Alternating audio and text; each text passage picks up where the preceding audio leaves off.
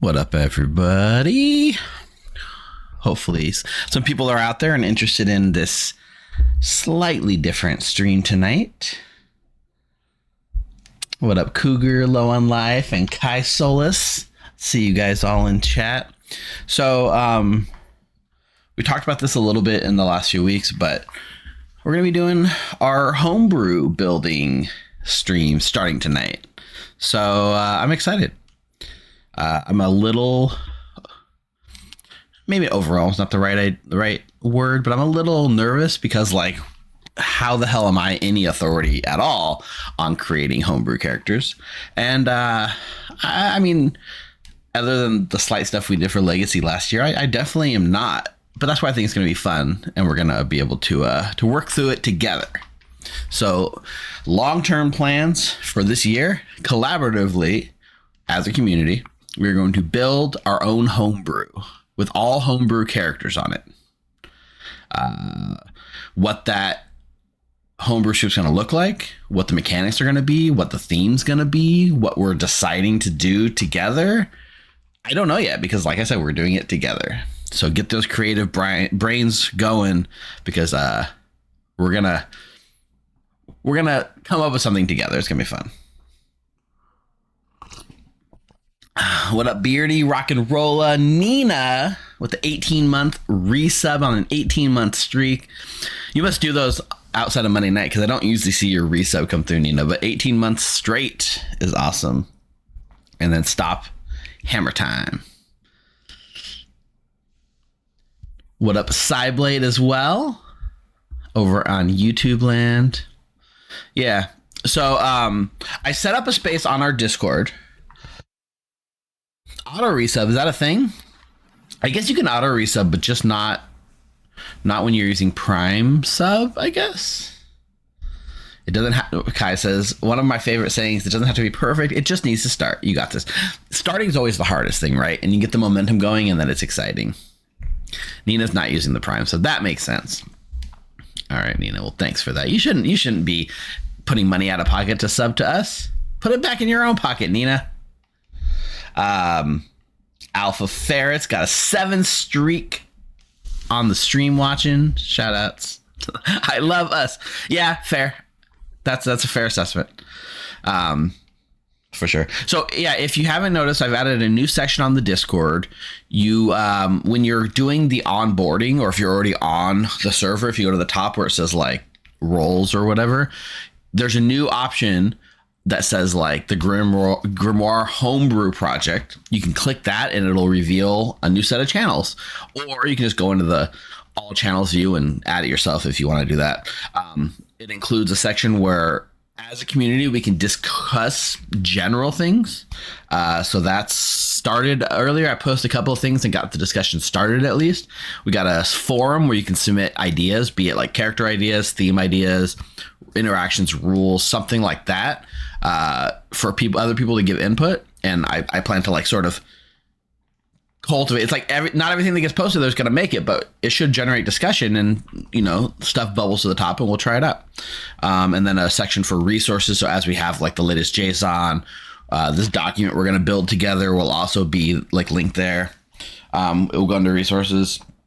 And then lastly, just the announcements, where anything super important that I need to communicate, I'll make sure it goes there.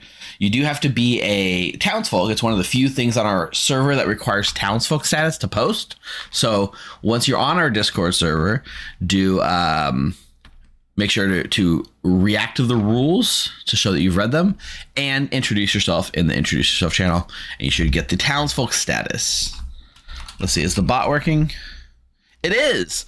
So if you're not on our Discord server, there's the link, join.thegrim.gg. If you're on YouTube, it's already in the description.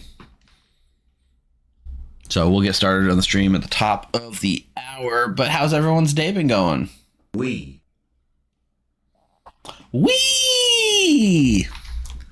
That's right. I'm in for life. Wee. Yeah, Mathly, claim player at some point. I feel like I've been fighting a cold since Thanksgiving, but I do feel good. I feel like my cough is pretty much down to being super manageable. Rock and Roller with the 5 gifted subs to kick off the night. Shout outs to you. Joseph.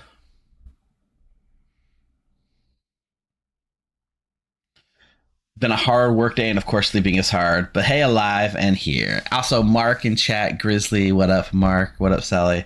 I had to take my dad to Kaiser this morning. He had not a full-on surgery, but it's like he had to get the thing that they give pregnant ladies, like an epidural, but for like steroids, right? He never done one before, and I took him, got up at like 5 a.m. to take him, and sat there, which is interesting. Now, I got to share the story because it still blows my mind how this is possible. As a family, we do book club within my family, and we just read a little while ago. We read Little Fires Everywhere, and I think I've told this on stream that we're reading Mistborn. I convinced a lot of my family members, do you want to do a sci-fi book? I really love Sanderson. We're reading Final Empire, the first Mistborn book. Okay, we've been reading it over the last like couple of months. We read like a part. It's broken into 5 parts. We read like a part. We meet. We discuss. So for this last meeting, we have until the end of January to finish the book. So parts 4 and then parts 5, which is a little part at the end, right? About 150 pages. My dad has the book on Kindle, so he never knows pages. When we talk page numbers, he has no idea what we're talking about, right? But we said, finish the book. I thought that was going to be easy. I asked my dad today, as I'm taking him to the doctor, so I'm like, so how far did you get in the book? He's like, oh, I got to like such and such place. I'm on part 6. Now, keep in mind, there's only 5 parts to this book. So I'm like, what do you mean part 6? He says, well, I'm on part 6. I'm like, there's only 5 parts. Is this the epilogue? He's like, I don't know. It says part 6.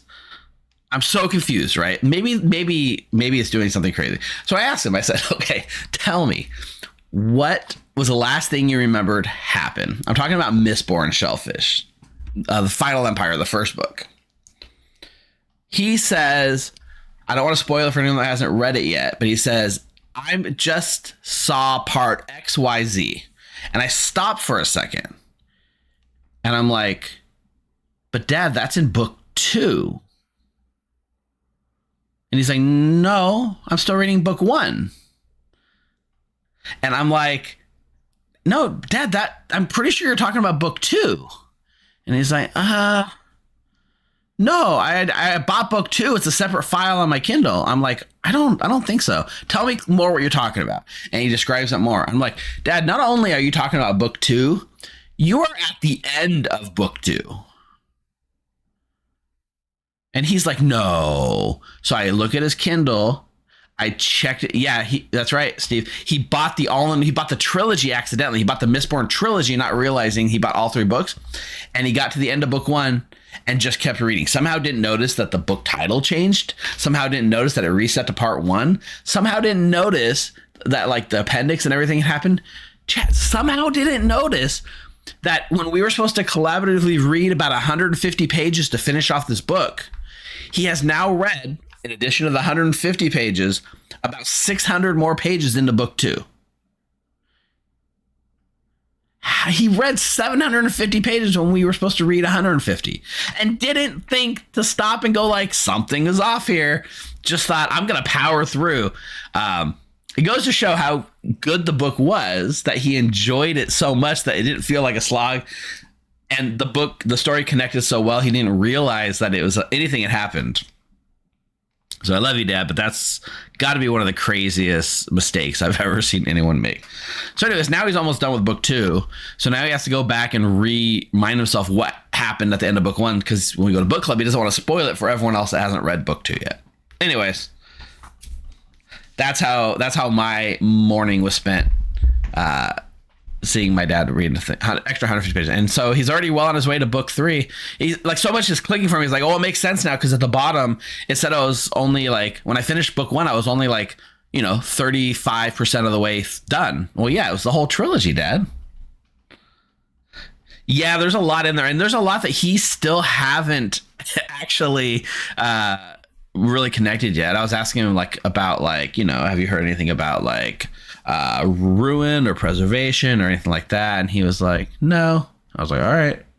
I don't remember exactly what all that's revealed. Oh my God, hammer time. He rode the momentum of the Sanderlanche all the way through a second book. That's how much the tide carried him. Hilarious. All right, shout out to Original Dice Mom for the resub. Got a hype train going. Thanks to Rock and Roll and all of our subs. Anyway, I haven't read Mistborn since this is my first book I read in the Sanderson. Well, actually, that's not true. It was the fifth book I read, but I haven't read it since I read all the Cosmere stuff. So it's interesting to go back and see things I'm picking up on. I'll put it that way. Plus, knowing what's going on definitely changes your perspective. Anyway, I'm going to send us to the going live soon screen. I'm going to run the cinematic and we'll get started when we're going to be starting talking about like what goes into a good script and sort of try to analyze, if we can, the base 3 scripts and try to figure out why are the base 3 scripts so good? You know, like what makes them so much deeper than most scripts that get played, and see if we can learn any lessons from there before we start building our own script, and then hopefully start the ball rolling on both mechanics and themes that we want to consider for this year's homebrew. And then I don't know if we'll actually start building any characters tonight, but maybe there's some tips and tricks I'd like to show you guys for sure. Oh, 10 more subs from I'm in for life. Keeping that hype train rolling. Thanks, Steve. I was planning on rereading Mistborn recently because I wanted to see Hoyd. Yeah, like it's weird how little he is in the first book, because like he shows up in the most weird role in book 1 Mistborn. And then later there's a character called Felt that was described as being hawkish. And I'm like, wait, is that Hoyd again? I know that name. And I looked it up, and Felt apparently shows up in Stormlight Archives as well. And I'm like, oh yeah, I remember this guy. Oh man, it's just this random little side character who is apparently a world hopper and showing up in other books. So, you know, who knows what's going on. Cosmere is a weird and strange place. All right, I'll be back in just a minute. It's a very wild place. That's it. We're making a Cosmere script, right? I don't think you could do a Cosmere script. I think you'd end up doing like Mistborn or Stormlight Archives before you do like Cosmere as a whole. You could do a Mistborn script and then a Stormlight Archive script, and then I guess an other script, and then maybe a whale bucket that combines them all into one script. That's an interesting idea. Cyblade just gifted out 5 community subs on top of the 10 that just went out. You guys are crazy. Apple Snyder with the first time chat W. That's a win in my book. Yeah, the Sanderson bucket. The Hoyd bucket. All right.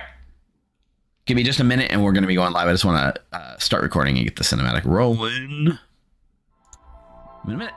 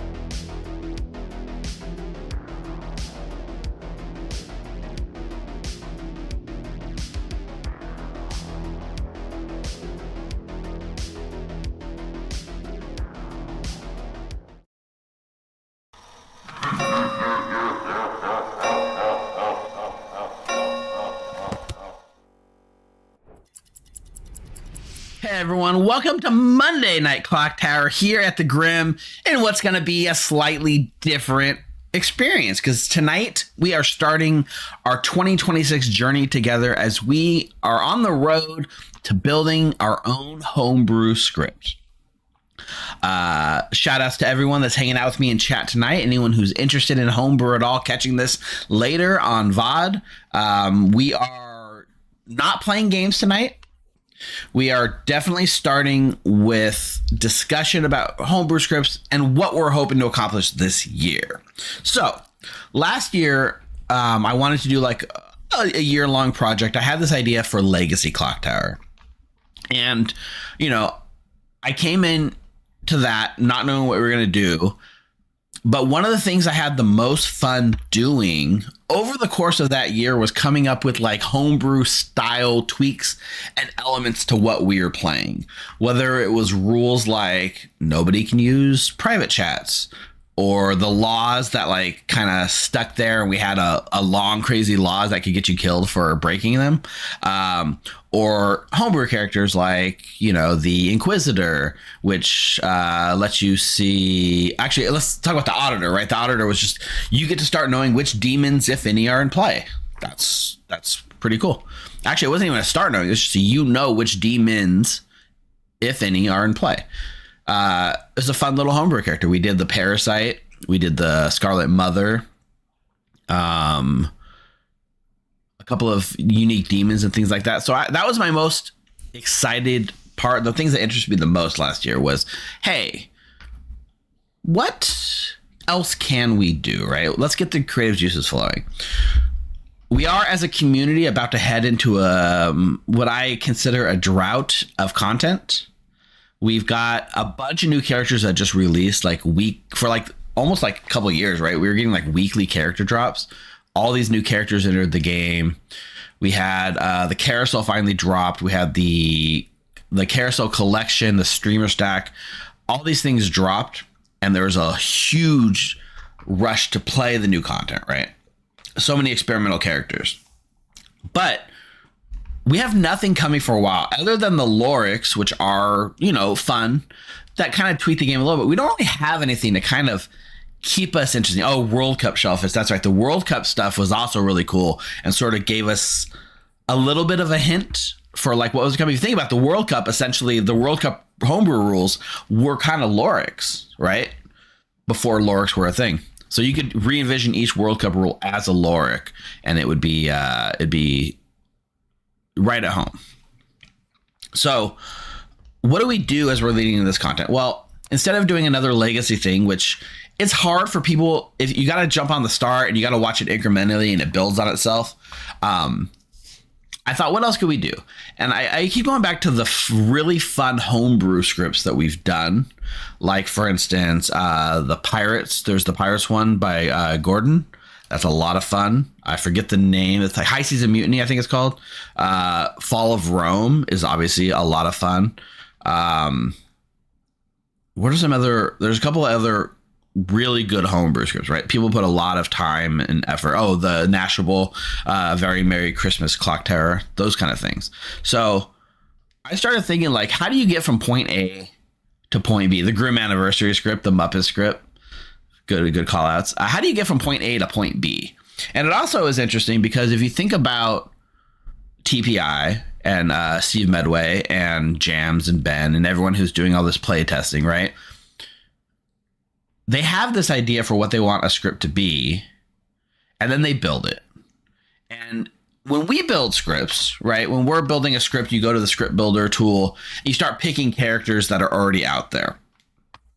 But really, with like a homebrew script, right, you're talking about inventing the character. You're not picking the tools that fits the needs of your script. Like, oh, I need a little bit of misinformation. Let me just pull in a poisoner. It's perfect, right? Or, oh, you know, I really want to make sure that this game doesn't end. It's too easy to find the demon. So I need to make sure that there's ways to prolong the game. Let's throw a Scarlet Woman. You get to just come up with, out of nowhere, let's come up with the concept of a Scarlet Woman. Let's come up with the concept of a poisoner. And that's kind of crazy. And so most of the experimental characters we've been getting have a very design spot on their home script, right? And are going to feel so at home on that home script that it's gonna like exceed anything we can do. So I wanted to start, before we even start talking about themes or mechanics, analyzing what I feel is the perfect script: Trouble Brewing. The script that everyone's played the most, right? The script that everyone knows the most. And I wanted to like sort of think about what sets this script apart from the rest. Not only is it sort of approachable for new players, but for veterans, even if you played it so many times, there's so much creativity and wiggle room in what you can do and what you can get away with. Then I love it. Thank you, Mike. The Butler. The Butler is, I love the Butler. Butler gets a lot of hate, unfortunately. Whatever. I love the Butler. Suck it, Mike. Suck it, Mike, says Bryant with the resub. Thank you, Bryant. The intro script for the reason.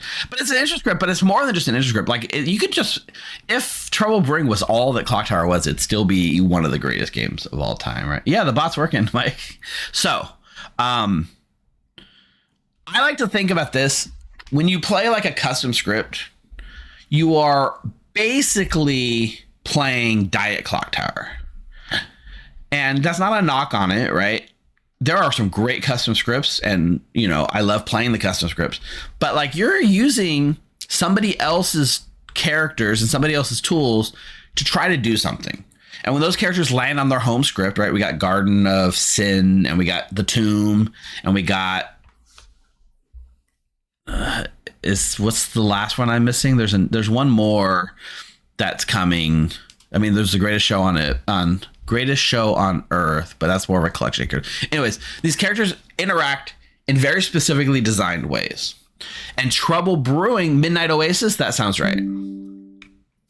And Trouble Brewing, I feel, has some of the best characters that work decent on homebrew scripts. But let's talk about what do you guys think sets base 3 apart from other scripts? And I'll say what I think, and you guys tell me how wrong I am and what you guys think, right? So the most interesting thing about base 3 is how the characters are designed to be multi-layered and multifaceted and interact directly with each other in interesting ways.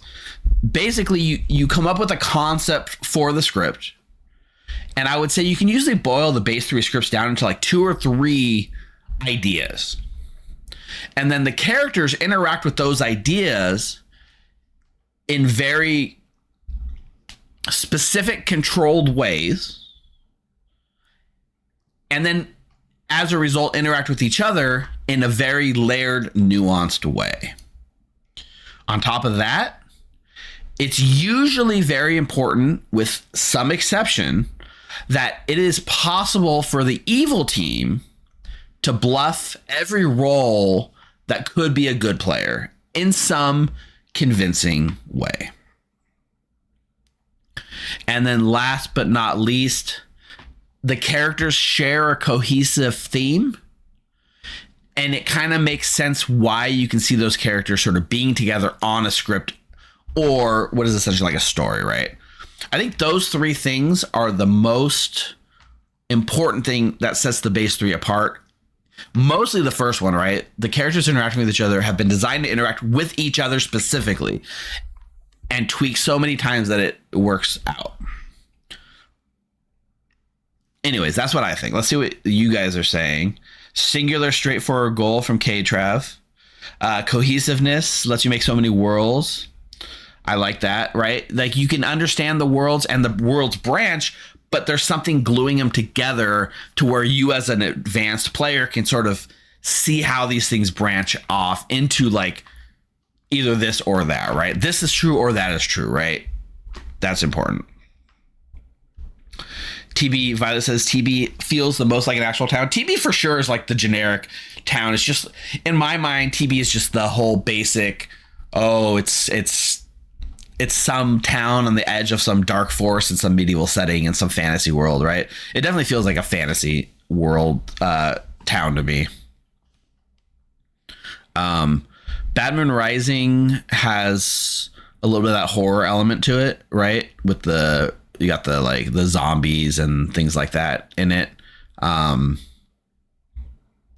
And Sex and Violence is just like essentially like a carnival of madness, right? It's like literally, I don't know, like the carnival is the best way to describe it, right? TB also has a lot of familiar roles to people who play other social deduction games, says Julie. I think that helps a lot. If you're coming into a social deduction game, you understand a lot of these concepts, right? Like I'm the monk, I protect the kill, and I'm the fortune teller, I find the demon, right? Those kind of things. Like if you think of Clocktower as an extension of like werewolf or mafia, those sort of roles are right at home, right? You understand, like, you know, the base game when you first learn social deduction games is like everyone's a townsfolk with no role, and then one person kills and one person protects from the kills or something like that, right? Spooky Seaside Tavern, that is true. They got a sailor and stuff, so it definitely feels like it's got a seaside port to it. So one thing I did, and I posted these on the Discord in the chat section, is I tried to make charts that sort of showed. I try to make charts that kind of showed what I think is an important aspect of trouble brewing that I think, you know, when you make a homebrew ship, sometimes this is missed, right? And in this world, I try to put all the characters in a semi-logical way. I grouped, you know, the outsiders up here, and I got the minions over here, and then the demons down here. And I tried to draw lines between characters that have very specific interactions with other characters, right? So the black lines are essentially just like a direct interaction. Like the librarian directly interacts with all four outsiders because they see the four outsiders, right? Here we have the investigator sees all four minions because they directly interact with those four minions and those characters. The washerwoman would have lines to all 12 of the townsfolk. So I didn't put them, but you can imply the washerwoman sort of has lines that encompasses all of this in the middle. And then I went further and thought, what about like alignment detection, right? And that's what these red lines are. The red lines are something that specifically is detecting someone's alignment. So the empath directly has a red line to the imp and all four minions because it's detecting the alignment of those characters. The fortune teller also has a line directly to the imp only, and detects that. And of course, I added the Slayer because the Slayer only detects one thing, and that's, did I shoot the demon only, right? But TB, and one of the core things about TB that makes it work very well and why I think it has so much replayability is that it leans into the misregistration as one of its core mechanics. And so I've added the purple lines showing what character can be interacted with by misregistration. And as you would imagine, we have the spy and the recluse as two ends of that, right? The recluse can misregister to the fortune teller and the empath. The spy can misregister to all of those as well. You know, the spy can misregister to a washerwoman. Spy can misregister to an undertaker. Technically, the spy can also misregister to the investigator, right? So I wanted to see like how much interactions do the characters have with each other and how much layering are there. Now, this is a simplified version of it, right? And it also doesn't, the misregistration pillar we're talking about, it's not even taking into consideration the fortune teller who has a built-in misregistration in terms of the red herring, right? So the misregistration aspect of TB is, I think, one of its three core pillars. My favorite misregistration is the drunk misregistering to the virgin, because if the drunk nominates the virgin, they think they should proc and they don't. So a lot of the characters and a lot of the information all interacts with this nexus, right? And we can imagine the poisoner interacts with every character, right? Because every character can be affected by the poisoner except for the drunk.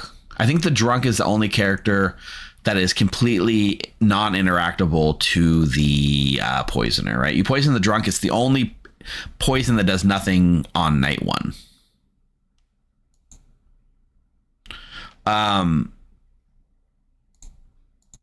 So all of these characters have this huge web of like networking. And then we have kind of separate from all that, this kind of like cluster down here, these 4 roles that really only interact with the demon. I mean, we can include Slayer in this too, right? These 5 roles just have like a one-on-one relationship with the demon, which in this case is only the imp, which is the Slayer can shoot it. The monk protects from the demon kills, right? The soldier, obviously, the soldier and the Raven Keeper are kind of like pitfall traps, I guess. If the demon kills the Raven Keeper, then that's bad for evil because town gets information. And if they kill the soldier, that's bad because it's a night of wasted kill, right? And then the mayor's here kind of like as a bonus thing because like technically it interacts with the demon because the demon can't kill it at night, right? It bounces off, it kills somebody else. Whether you should allow a demon to kill a mayor is a whole ball of yarn we're not going to go into tonight, right? A whole can of worms. But in theory, the unlike the soldier or the Raven Keeper, the mayor can just be unkillable at a storyteller's discretion. And then, you know, there is this sort of alternate win condition baked into the end. Yeah, I didn't even really get an alternate win conditions, but like Mayor and Saint and Slayer and Scarlet Woman are ones I would call alternate win condition minions or characters in this game that change the base way that you win the game. I saw somebody saying, somebody was saying that it would be good to see these with the other base 3 scripts. Echelon. I would be interested to see these charts for the other base scripts too. I agree. I only had time to make this one for now, but I am interested in seeing what they are. And then I would like to go to like some other, like pull like a random custom script and see what the interactions are like there as well. But you can see here, there's a lot of inner workings, right? There's a lot we can't even represent here, right? The Baron adds 2 outsiders to the game, which if you simplify the Baron, it basically becomes add a lose condition for good or hide a drunk. Ultimately, that's what the Baron does, right? It adds a drunk into the game or it masks that there is a drunk in the game. And I think that's kind of what you can see, right? With like if you have a base 0 script and then you add like a Baron adds outsiders, now suddenly it's like, oh, where's the drunk, right? Is there a drunk? Am I the drunk? Is one of the players claiming outsider just evil, hiding a drunk?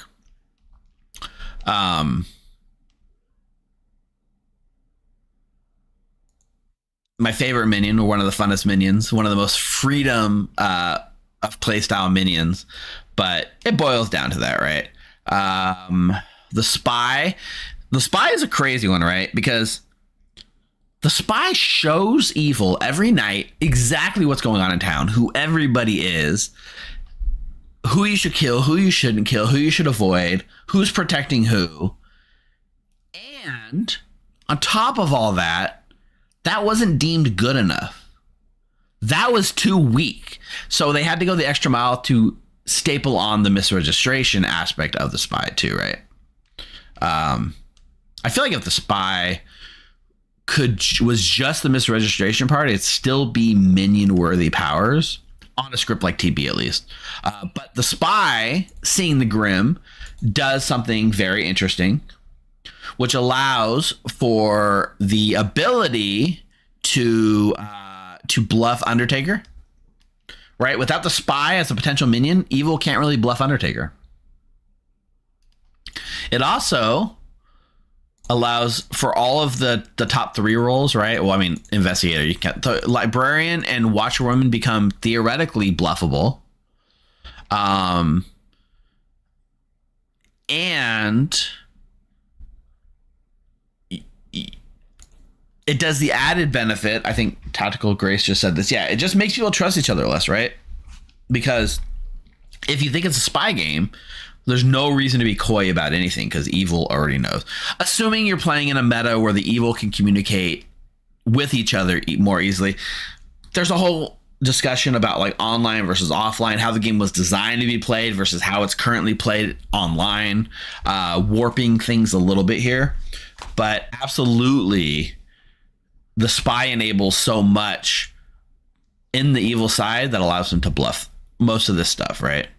The one thing that I would say, the two things, I guess, that nobody can bluff on the evil side, the only two are Virgin and Slayer. You can never get a success. Okay, let me rephrase that. You can never get a successful Slayer shot off as evil, and you'll never actually proc a Virgin kill. You can bluff them, sure, but you'll never be confirmed as those two things.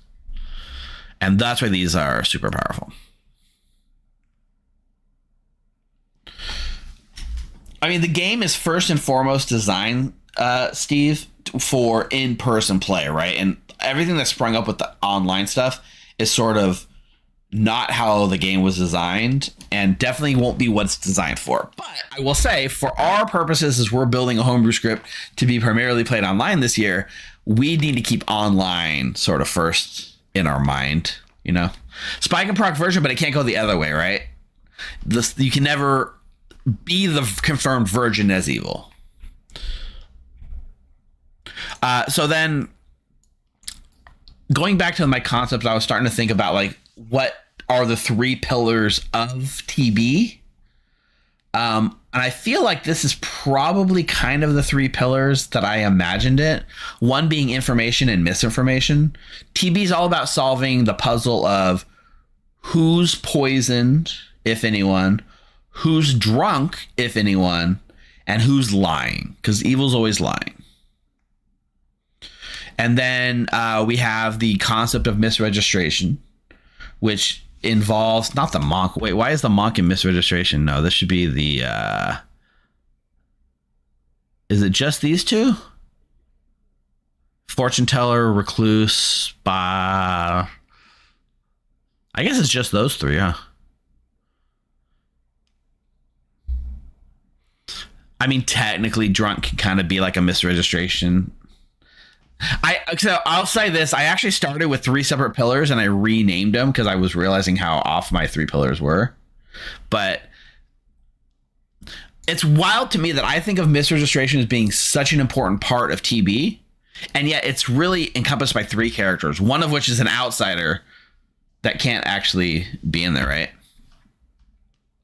And the last thing that TB has is the idea of a mobile demon, right? Good evening, Evil Steve. What up, Coldfire Surge? Good evening to you too. And Mark with the 22-month resub. Holy crap. So there are characters that are adjacent, right? Like I could put the Virgin sort of between here, and I could put a couple of characters that kind of straddle the two, right? But really, the imp, and I think the reason that I can say this for TB is because it only has one demon, but our demon is mobile, right? If our demon is mobile and can change at any point, combined with the misinformation, it means we can actually have stronger information in the game. We can have a fortune teller that finds exactly where the demon is. And that's fine because the fortune teller is built in misregistration. There's poisoning. There's a drunk. There's a spy. There's a recluse. There's a red herring. Without all those factors in play, the fortune teller is just too strong, right? And kind of the same with the empath, right? Like just knowing your next to an evil player is game solving without all the misregistration. And all that misregistration is encompassed and the misinformation. I'm adding drunk and Baron because Baron adds the drunk and technically adds outsiders, which reduces information. And of course the poisoner there. Anyways, I lost my train of thought, but with the mobile demon, the imp is definitely mobile. And then we have a Scarlet Woman, which it's wild to me that the Scarlet Woman is a minion that steps on its own demon's toes, right? The Scarlet Woman says, if you die, I become the demon. And the demon says, if I kill myself, one of my minions becomes the demon.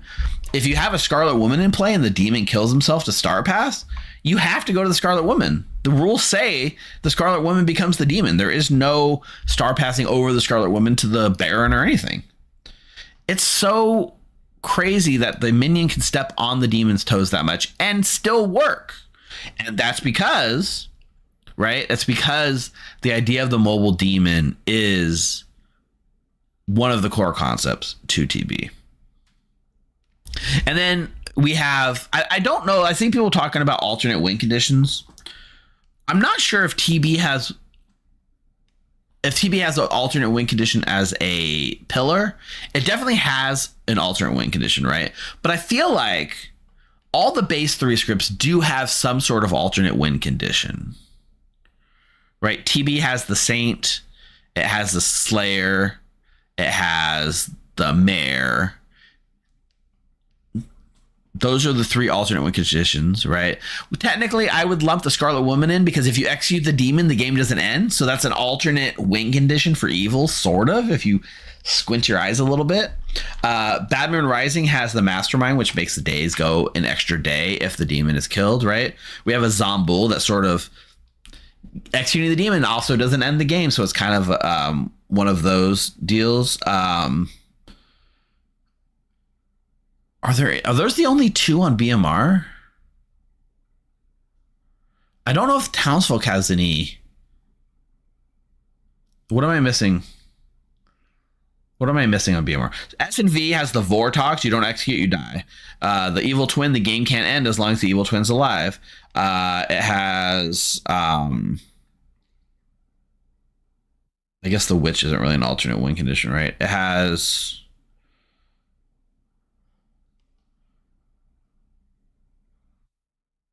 Are those really it? Oh, Klutz? Klutz on S&V. That's right. The Klutz can end the game, right? You guess wrong. The game's over. That's freaking scary.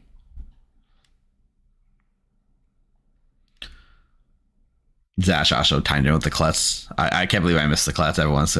Merwin is a big TV feature. I agree with that, Mark. I would say...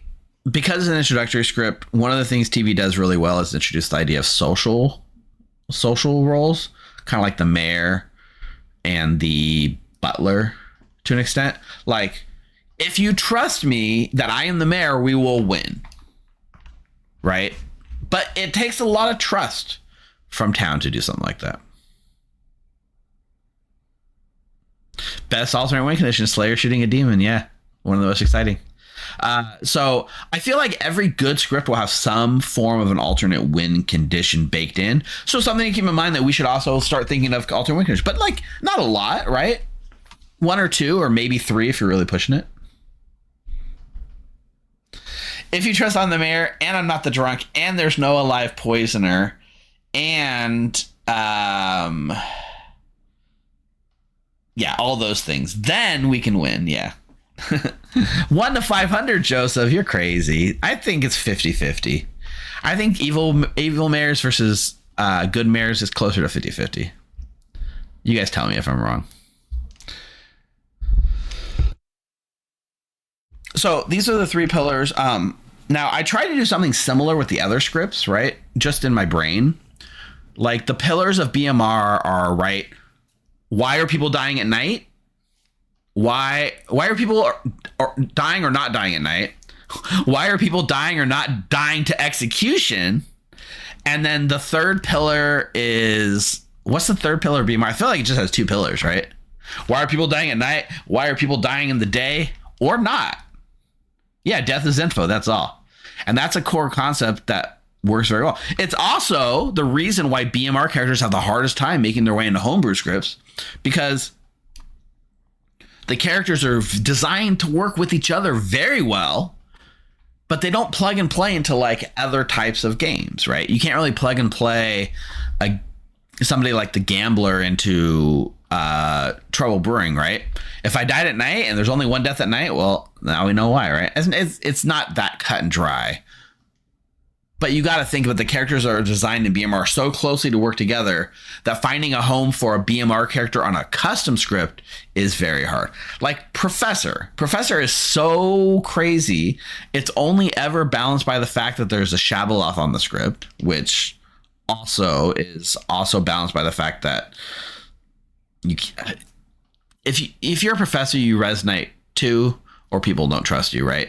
That's a meta thing, but technically speaking, the professor and the shab sort of allow each other to work. Yeah, like they have what I would call like the concept of like a character package, right? It's like you can't really drag and drop a single character. You can't really drag and drop a tea lady without also probably drag and dropping a devil's advocate, right? Those are reasons that those two characters would be at the same time, because if evil doesn't have the ability to fight back against the tea lady, then the tea lady just becomes a virgin with no real downside confirmation, right? And pacifist is also included in that package, right? But if you include a pacifist and a tea lady, and evil has no way to simulate that, then evil's in trouble, right? So there's a lot of good reasons why people don't die. Yeah, that's a good point though, Eric. You're talking about the pool, the pacifist, the tea lady, the devil's advocate, the sailor. They're sort of all in that like package of like, shit, why don't people die during the day? Right? What up, Alan Michael?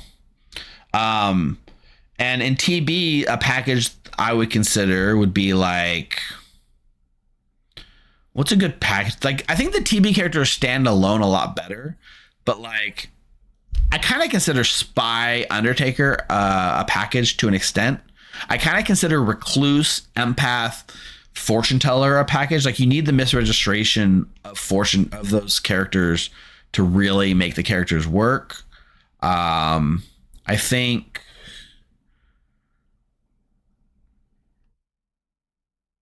those are only the only real packages I would consider. What else is on BMR, right? Like, BMR has Night Deaths, like Godfather, Assassin, Gambler, Poe, multi-kills are kind of a package deal, right? Yeah. But if we talk about like the pillars of I mean, that's a good point, Magic Gonads. Maybe protection is a thing, right? We sort of have like these three roles here kind of like loosely associated in like a protection scheme, right? Oops, let me do this. In sort of a protection scheme.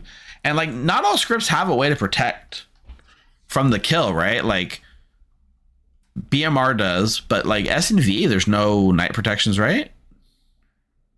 So this is kind of a good little like way you could kind of group those in a protection bubble. Yeah. Magic Gonads. Sorry, Joseph. Sorry, was I saying it too on the nose? Magic Gonads.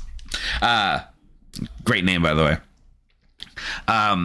So on S&V, right, one of the pillars is definitely the idea of like madness, I suppose, but also information overload.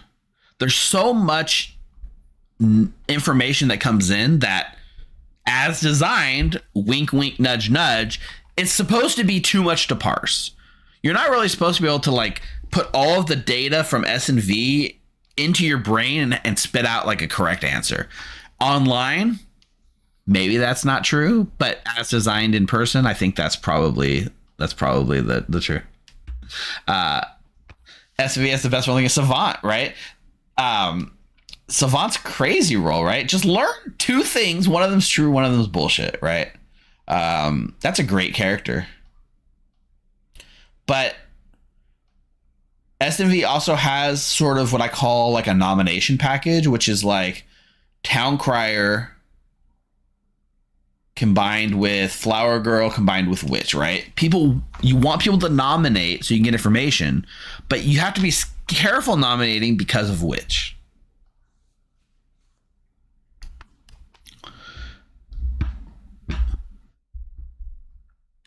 The best thing about TB is it can't be 100% solved, often a 50-50 best. Yeah.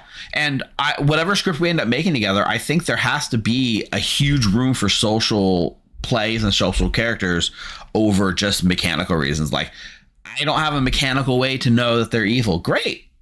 That's a feature, not a bug, right? Which Sarah Mutant. So Sarah Novus and Mutant obviously make a little madness. SMV doesn't really have targeted poisoning. SMV there's so much information coming in. Let's figure out who's got wrong information, and that'll tell us what the demon is, right? Is it a Nodashi? Can we isolate the misinformation?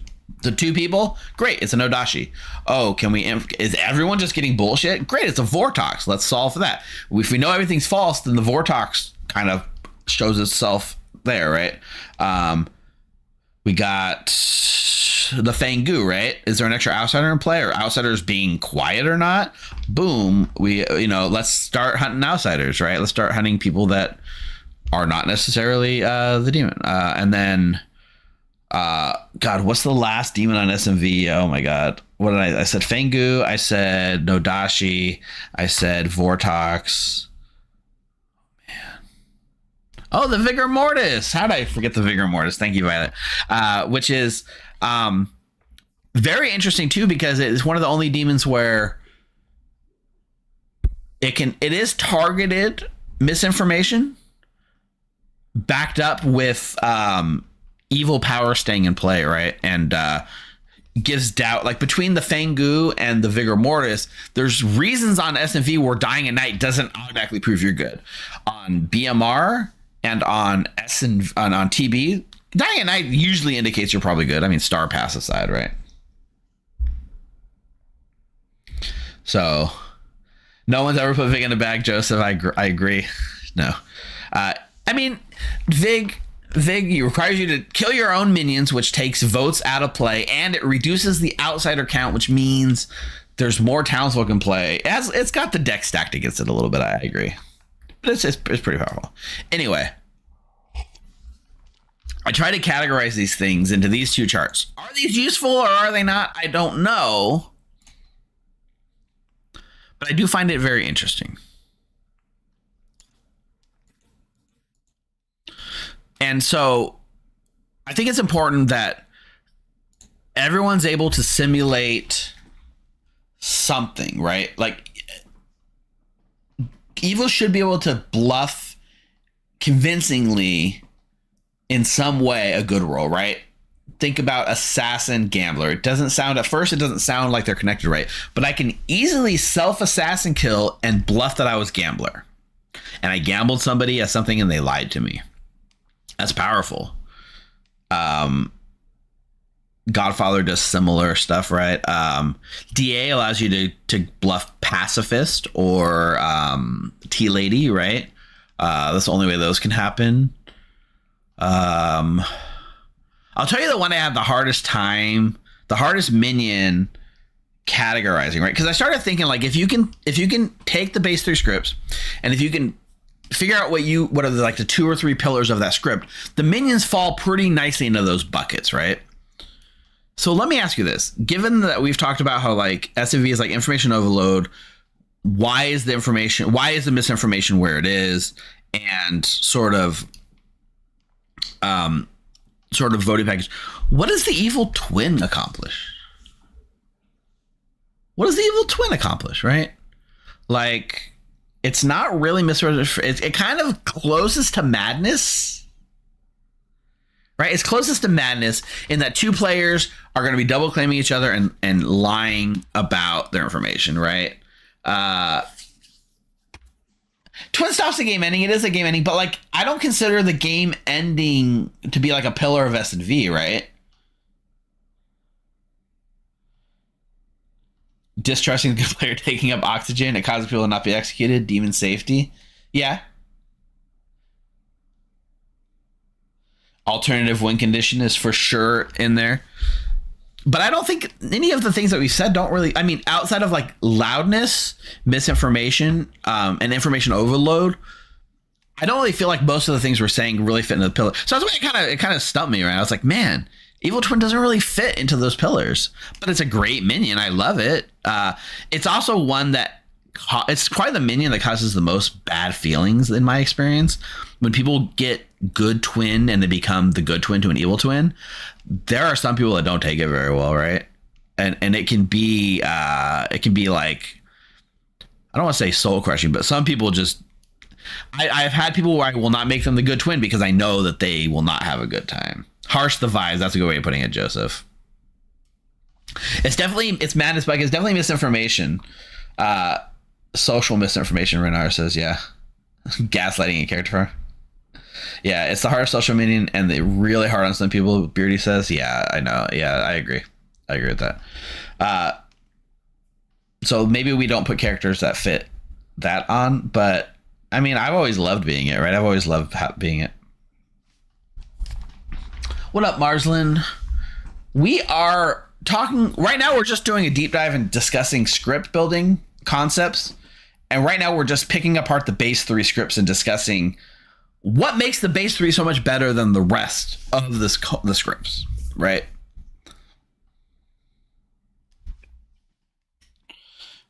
And if you think about it, right, the closest thing that you have on good, or sorry, the closest thing you have on Trouble Brewing that matches the vibes of the Evil Twin is probably the Saint, right?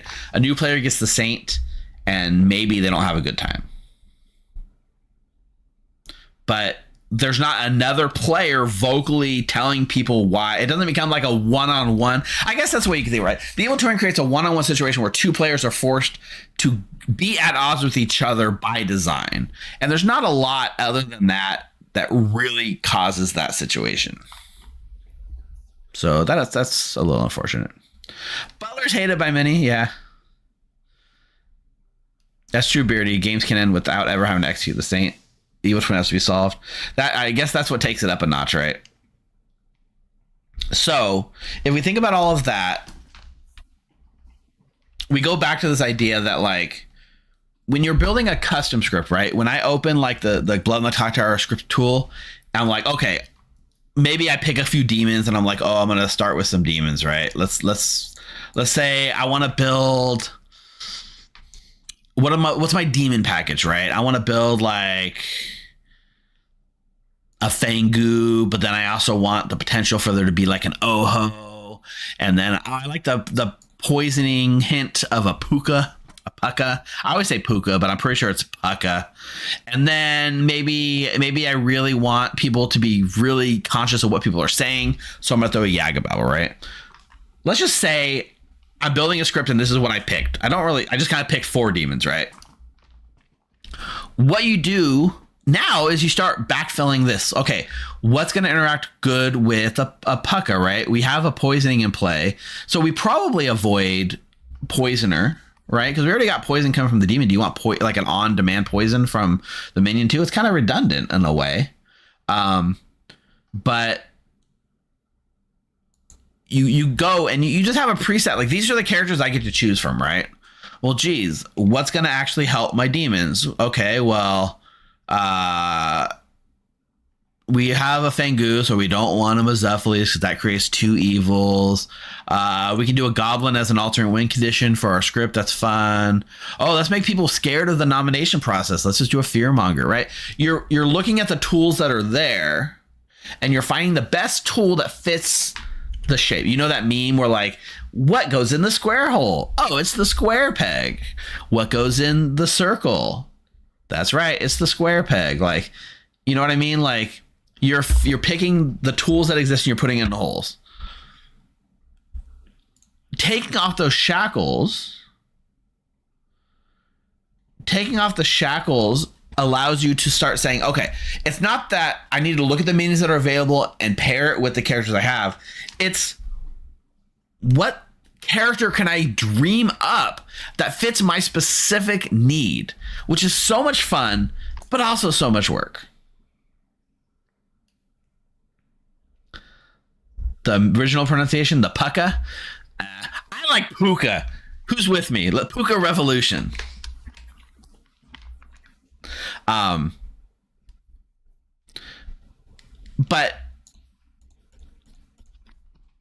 kind of shifting from what we've been talking about is talking into like homebrew a bit, right?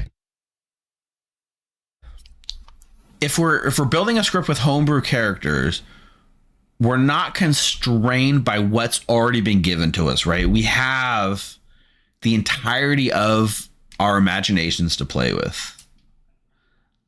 That's right, Joseph. I do say monk.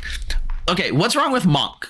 Is that not right? Like, is this a California thing? Is this a me thing? Like, why do I say monk? I don't say monk or monk. I say monk.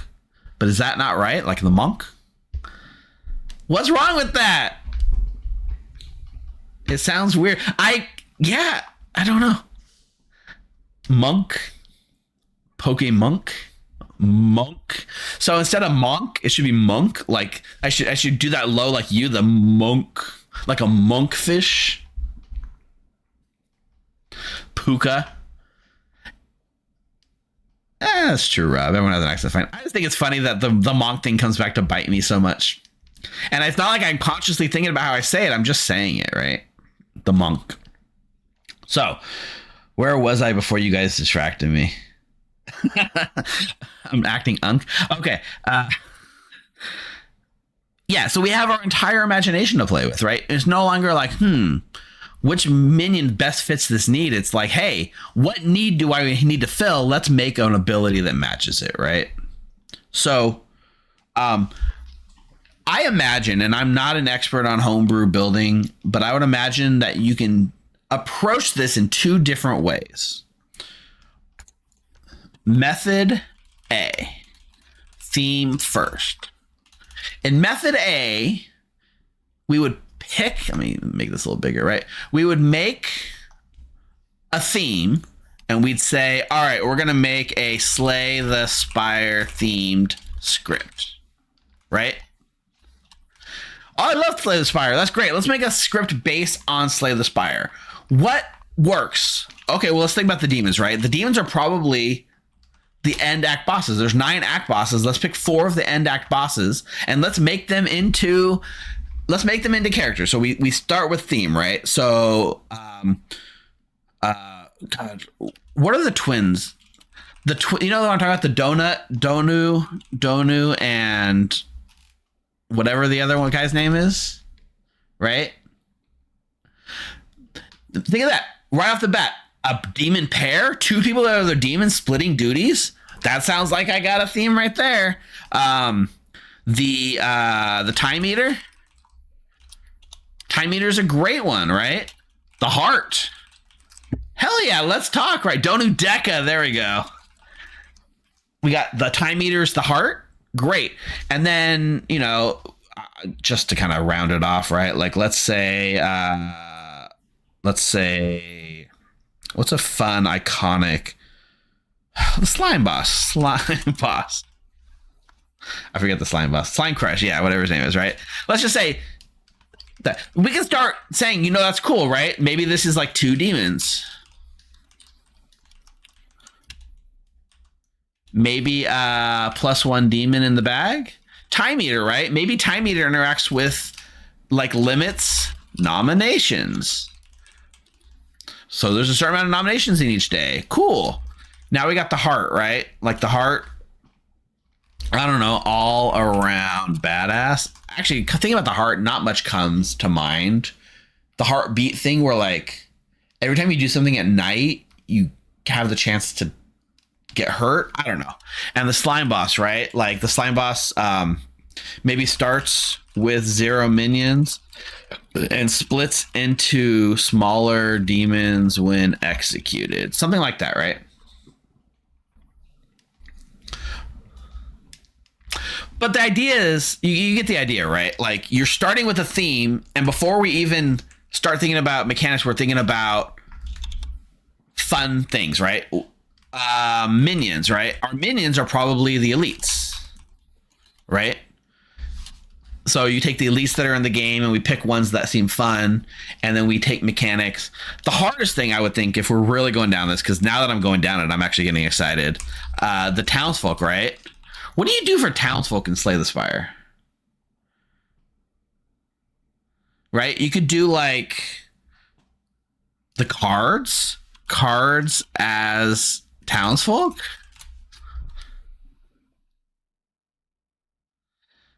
Heroes. I mean, there's definitely heroes, right? There's 4 heroes, so you could do the 4 heroes as like heroes as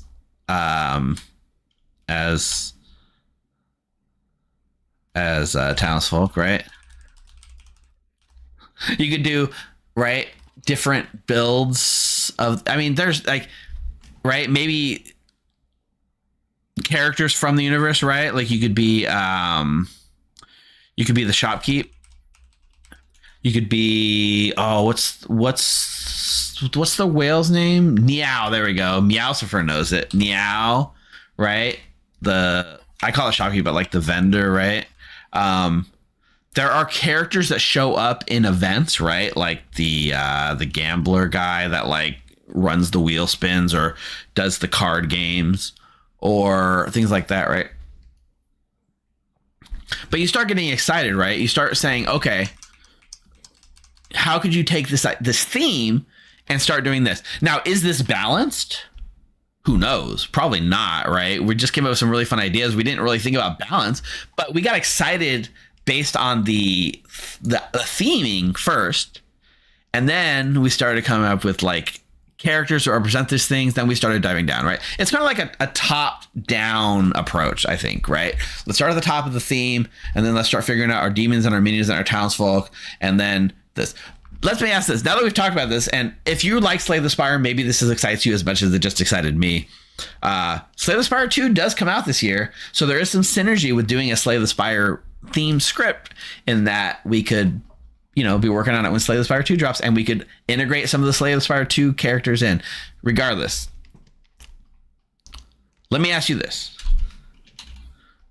Yeah, I'm locked in, right? Joseph's locked in. A lot of people are locked in. Beardy says backfill, balance, create the ideas, and then look at how to balance. Yeah, I mean, balance for sure comes later, right? But we came up with this idea, right? Let me ask you this. Based on what we just said, what are our 3 pillars of this script? We don't know, right? We don't know what the 3 pillars of the script are, because we started at the theme, and eventually we'll find our way to maybe what the pillars of the script are. But we don't really know what this script is, other than the theming of the script is really exciting. The mechanics of the script are still nebulous, right? Slaying the Spire, Violet says. Slaying the Spire. Yeah, even balance aside, right? What are the pillars of this script that we just made? Yeah, that's true, Steve. Starting with the theme means the pillars come with the ability definition, but later trying to figure out, like, you can get there, right? But if we're starting with the theme, I think you're right. The pillars come later. We won't know until we actually define the pillars. So let's go real quick. Let me go to the next. So let's go here. Let's try method B. Let me make this a heading. Let me make this a heading. All right. Method B.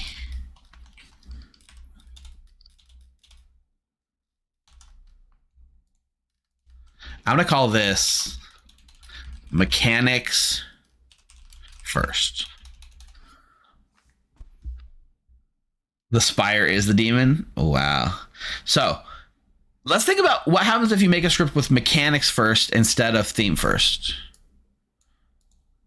And this is where I think it's still interesting, right? Can you guys tell me some mechanics that exist in Clocktower? Just start naming mechanics. I'll start, right? Poisoning drunk. I'm going to set this back to normal text. Poisoning drunkenness is a mechanic. Changing alignment is a mechanic. Resurrection is a mechanic. Quinn says exhaust. Now we're back on the Slay the Spire thing, right? Kill execution is a mechanic, right? Changing roles is a mechanic. I'm going to say kill execution surviving is a mechanic. Changing roles is a mechanic. I'm going to actually go a little bit, zoom out a little bit. Let's just say voting is a mechanic. Nominating is a mechanic, right? Voting is a mechanic. Nominating is a mechanic. Where you sit, seating, your seat is actually a mechanic. Talking is a mechanic. Day night cycle. So day night cycle for sure is a mechanic, but I think if we're gonna make a clock tower game, the day night mechanic is definitely something. I'm gonna put it night day mechanics. Nighttime. So the nighttimes when you do things secretly, and daytimes when you do things publicly, right? Maybe there's a mechanic that actually flips that on its head, or somehow does things during the day that you should be doing at night, or vice versa, which is interesting to think about. But I wouldn't think there are certain sacred cows of Clock Tower that you wouldn't want to touch. But maybe there's nothing that's sacred. I mean, I would say one of the sacred cows of Clock Tower, it's something that you would never touch, would be a player can say whatever they want at any time, right? Madness maybe grates that a little bit, but you don't have to adhere to madness. You are free to break madness at a cost, right? So even then, you're always allowed to say what you want. Then again, we have something like Hell's Librarian, which directly counters that. But regardless, Texans are going to win. Anything that gets Aaron Rodgers out of the playoffs, I'm happy for. So that's good, Joseph. Private chats. Whispers. So these are sort of mechanics that you can think about in the game, right? And I'm sure there's actually things that we could, like, we can add madness, right? Positioning, misregistration. These are all like mechanics, right? So now let's say, what are some mechanics that we think we'd want to, that we could maybe focus on, right? I mean, sacred cows. Yeah, know your alignment. Yeah, every sacred cow has sort of a counter example, right? So now that you would say, like, okay, these are some mechanics, right? What are some interesting underutilized mechanics that you guys feel that has space to be explored, right? I would say one that always has interested me is like your seat position, right? In Clock Tower, you have the spot, you sit, you never move. What if that wasn't true? What if there were mechanics that allowed people to move their seats in some way, right? What if moving seats was something we could codify into a rule? That might be something worth exploring, right? Alan Michael says the traveler we made, like the Tingle, right? That's when I was doing the Tingle. I was like, what could we do? I want to explore something. The Matron does it. The Tingle when we did it. I understand why it's probably not in base Clock Tower, because it's hard enough to parse all the information without trying to remember where people were when they got the information. But I would say this is sort of a thing, like your seat position, your position, and having abilities that interact with neighbors, right? More than anything.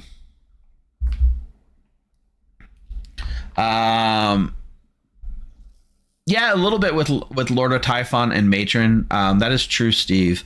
Maybe we'll see more positional based stuff with Lord of Typhon on this like actual script. Okay, Seidel says, I feel like there's a lot to explore in the cult leader. Everyone votes, agrees, space, but I don't know. Yeah, that's another one, right? Like public, choosing public votes, right?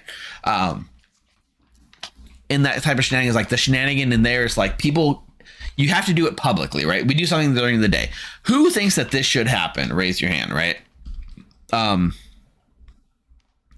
There is absolutely space to explore in there. I could see a couple of characters in there. The hardest part is obviously anytime you do something like that, it slows the game down, but I think there's room to explore it,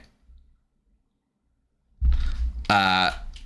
Interacts with dead players.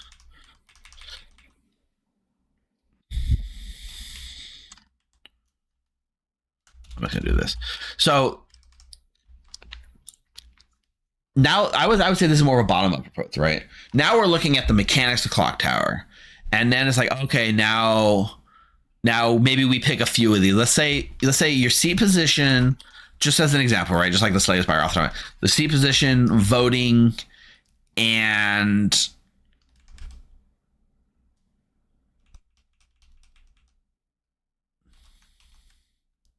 let's say changing roles. Let's say we wanted to focus on these three mechanics, right? Now, maybe now we can brainstorm some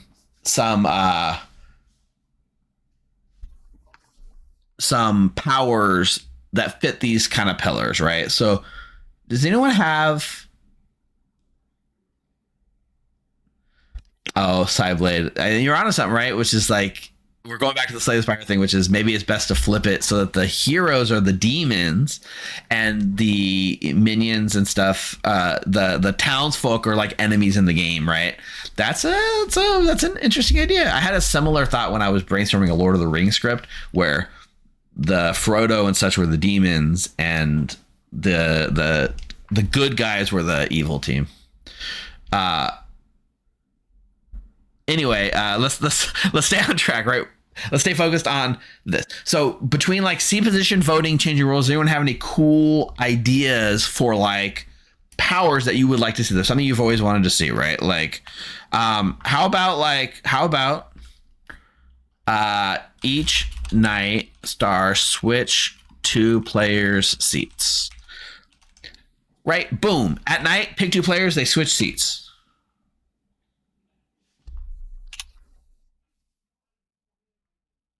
I like Monster Train. Monster Train's fun, but like right now I want to talk about like mechanics first design versus like theme first design, right?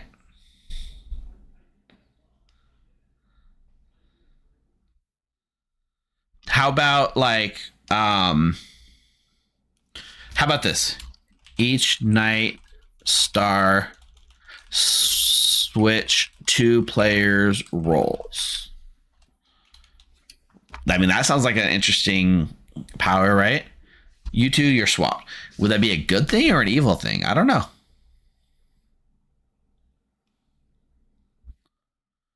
Um,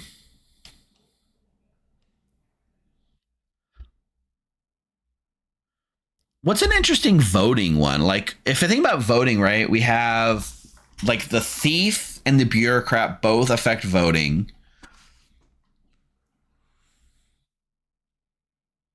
How about like each night pick a player, their vote count negatively tomorrow? What if the thief is just a minion?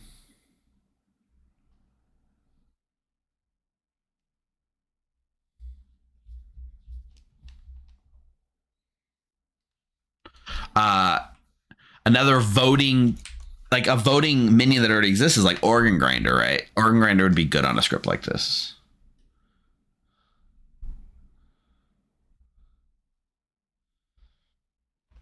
I see we got like Organ Grinder, Zealot, Butler. Those all interact with votes for sure. Okay, here's a design challenge. Come up with a Butler that people won't hate.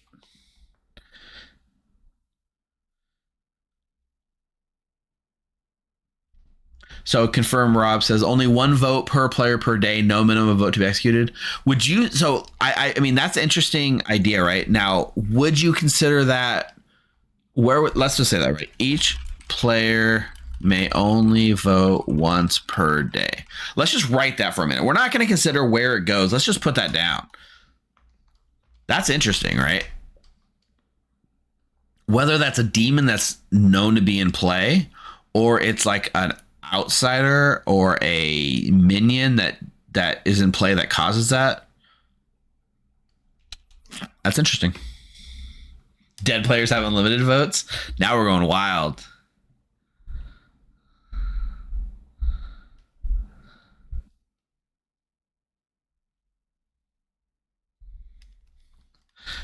If you die at night, switch seats with a minion. So that's actually pretty cool, right? If you die at night, switch seats with a minion becomes like a Ravenkeeper detector. You die, then you wake up and somebody else is in your seat. Guess what? I was the such and such. That person's a minion. That's a fun design space that has counterplay with the right roles in play, right? Already with these two, like with the each night switch 2 players seats as a minion, combined with this, I can already see potential for a fun sort of mechanics driven interaction right there. If you are between two players of the same alignment, you die. How about we're talking positional, right?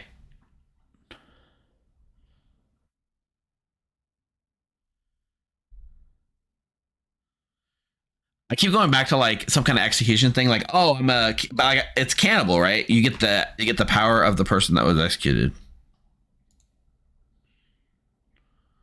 Musical chair types. So they would definitely need like a package, right? Like we talked about, like a package.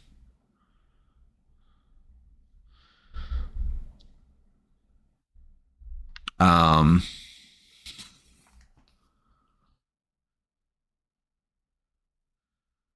just scrolling back up because you guys had a lot of cool Ideas.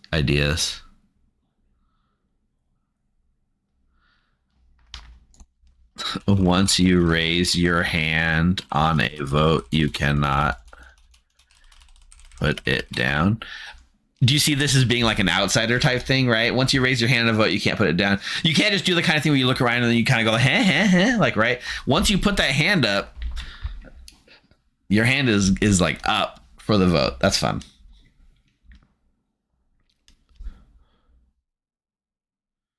Your seat position, voting, changing roles. Let's try to get like one more interesting idea out of our belt, right?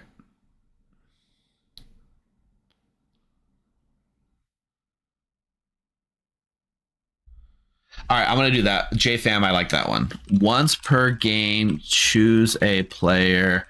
They switch to a different character of the same type, right? Because this leans into the changing roles thing we said, right? Which is like once per game, choose a player. They switch to a different character of the same type. This allows us to like sort of you're confirming yourself to that one player, assuming they back up and say that what you said happened. You're now also learning how to play role. There's some good design space in this, right? So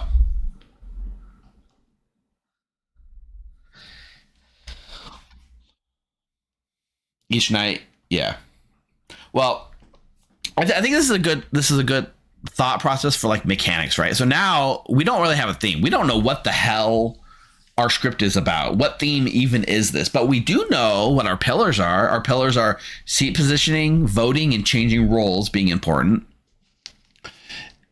We've brainstormed a few ideas, and then ultimately we could come across a theme. So if we look at these kind of roles, does anyone have a theme that jumps out to mind? Like, is there any theme that you feel really embodies like what we're seeing here, right?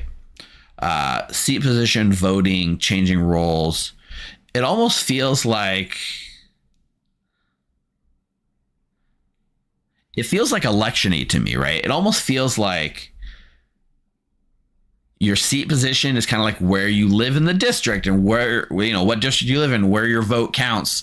And then you're voting. Obviously, voting is very important in an election. And changing roles, you vote and people change the roles. They change the titles. They change the things. I could see this theme sort of being like election night or something, election something, right? Seats and suffrage, Alice in Wonderland team party, parliament, something political. I do feel like that's where my mind goes seeing like this sort of thing, right? And then you would come up with the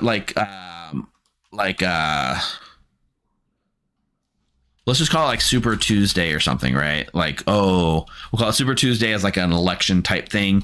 And then you start backfilling roles to these things, right? Districtor.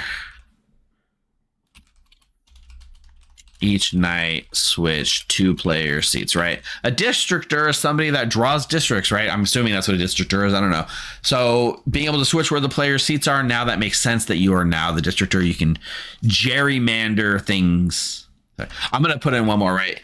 Here's the butler. You can only vote if your neighbor is also voting. So that's my butler. That's my butler adjacent one, right? So you can only vote if your neighbor's also voting. I had a name for it. Like, What was the name of it? Undecided voter. You can only vote if your neighbor is also voting. Gerrymandering is a core mechanic, yeah. Ooh, you can only vote if at least 3 people's votes counted before. Now we're talking, Beardy, because like you can only vote if at least 3 people's votes have already been counted, right? Now we're actually doing a couple things. Now we're combining positioning and voting, right? Because now where you are, I can't, like, if you are like within 2 or 3 of before me, I can never vote on you. And now positioning becomes very important. And now maybe the gerrymander, we call this the gerrymander, is gerrymandering you into a position where you can't kill the person you want to kill.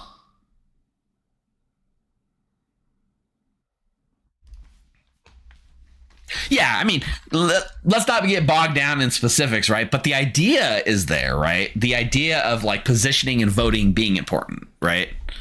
And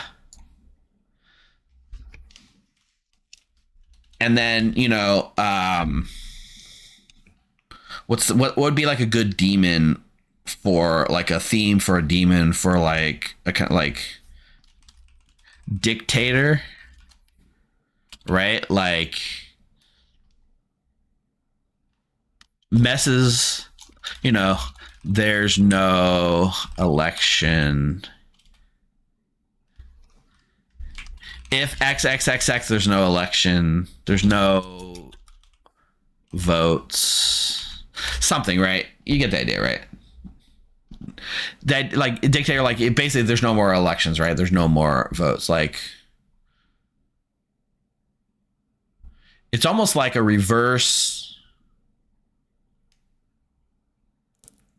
I'm thinking of like the vizier. The vizier kind of fits well on a script like this, but a vizier that controls nominations instead of executions, maybe.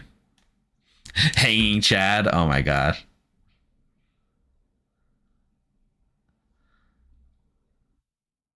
What did Julie say? You could do something with the deciding vote. Each night you learn the name of the person who put the deciding vote on the most recent execution. Yeah.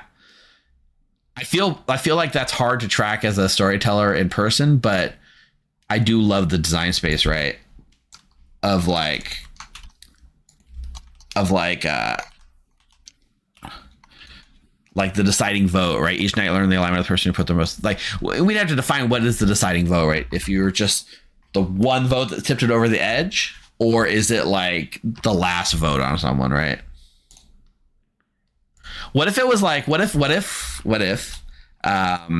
the secret police was a minion that said the last person to vote on the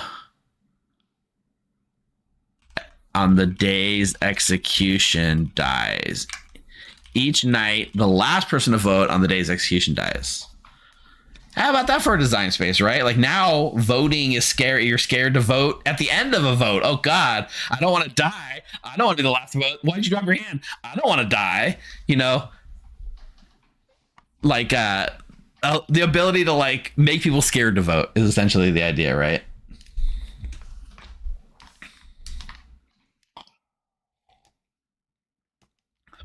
That could even be a potential demon. The only kills are basically the last person that votes on the day's execution. Anyways, the last good player. Yeah. So, real quick. Not real quick. Anyways, I in my mind, when I try to come up with how do we build a homebrew script, I see these two methods as being the most viable options: theme first and mechanics first. They both get us to viable scripts, right? And at some point you marry the two, the theme with the mechanics. But I'm curious as to what you guys think. Like, I really am genuinely curious. What do you guys feel is the best approach to making a script? Is it theme first and mechanics later, or is it mechanics first, theme later? Ben says, "Are the votes secret? Could you expose how someone votes?" I think in this case, we're not really changing the voting process. I still think Clocktower at its core, you have public votes in a circle in order from the nominated first.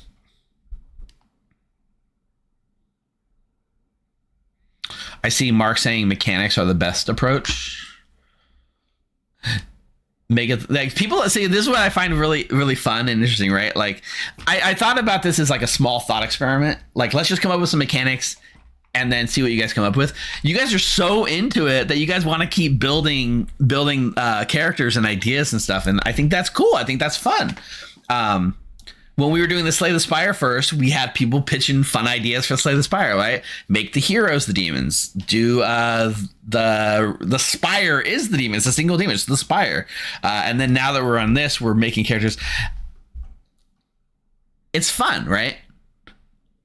Making characters and ideas is fun. I do love it.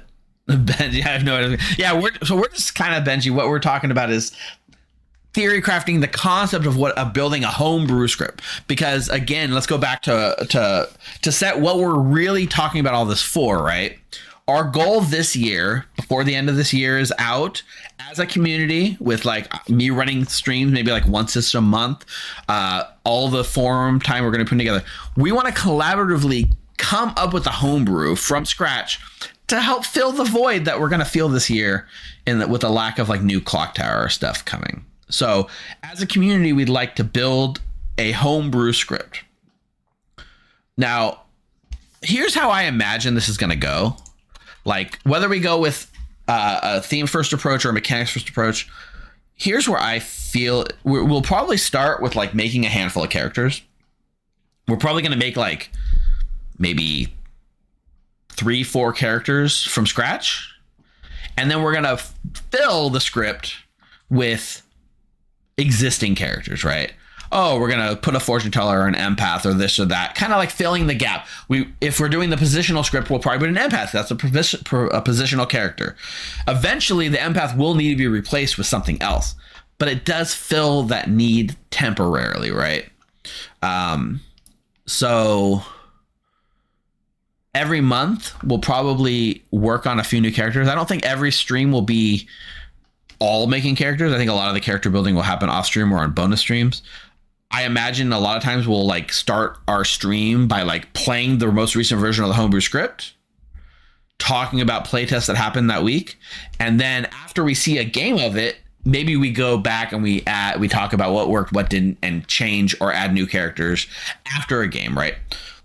Long term, I kind of see that's happening. Tonight we're just discussing things, right? Mark, I don't think we want to start with the script as a base and homebrew it. I think we want to come up with a homebrew concept, whether it's a theme first or mechanics first.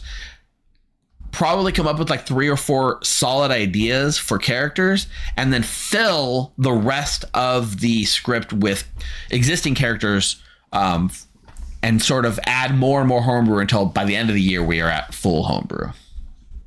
I'm going to put a poll. That's what we got polls for, right? Where's the button here? Poll. All right. I'm going to do a poll. Which method do you prefer? And I'll put one up on Twitch, and I'll do one on YouTube in a second too. Mechanics first or theme first? I'm going to give you guys, there's no rush. I'm going to put a 5-minute timer on this. Let me go ahead and get one going on YouTube as well.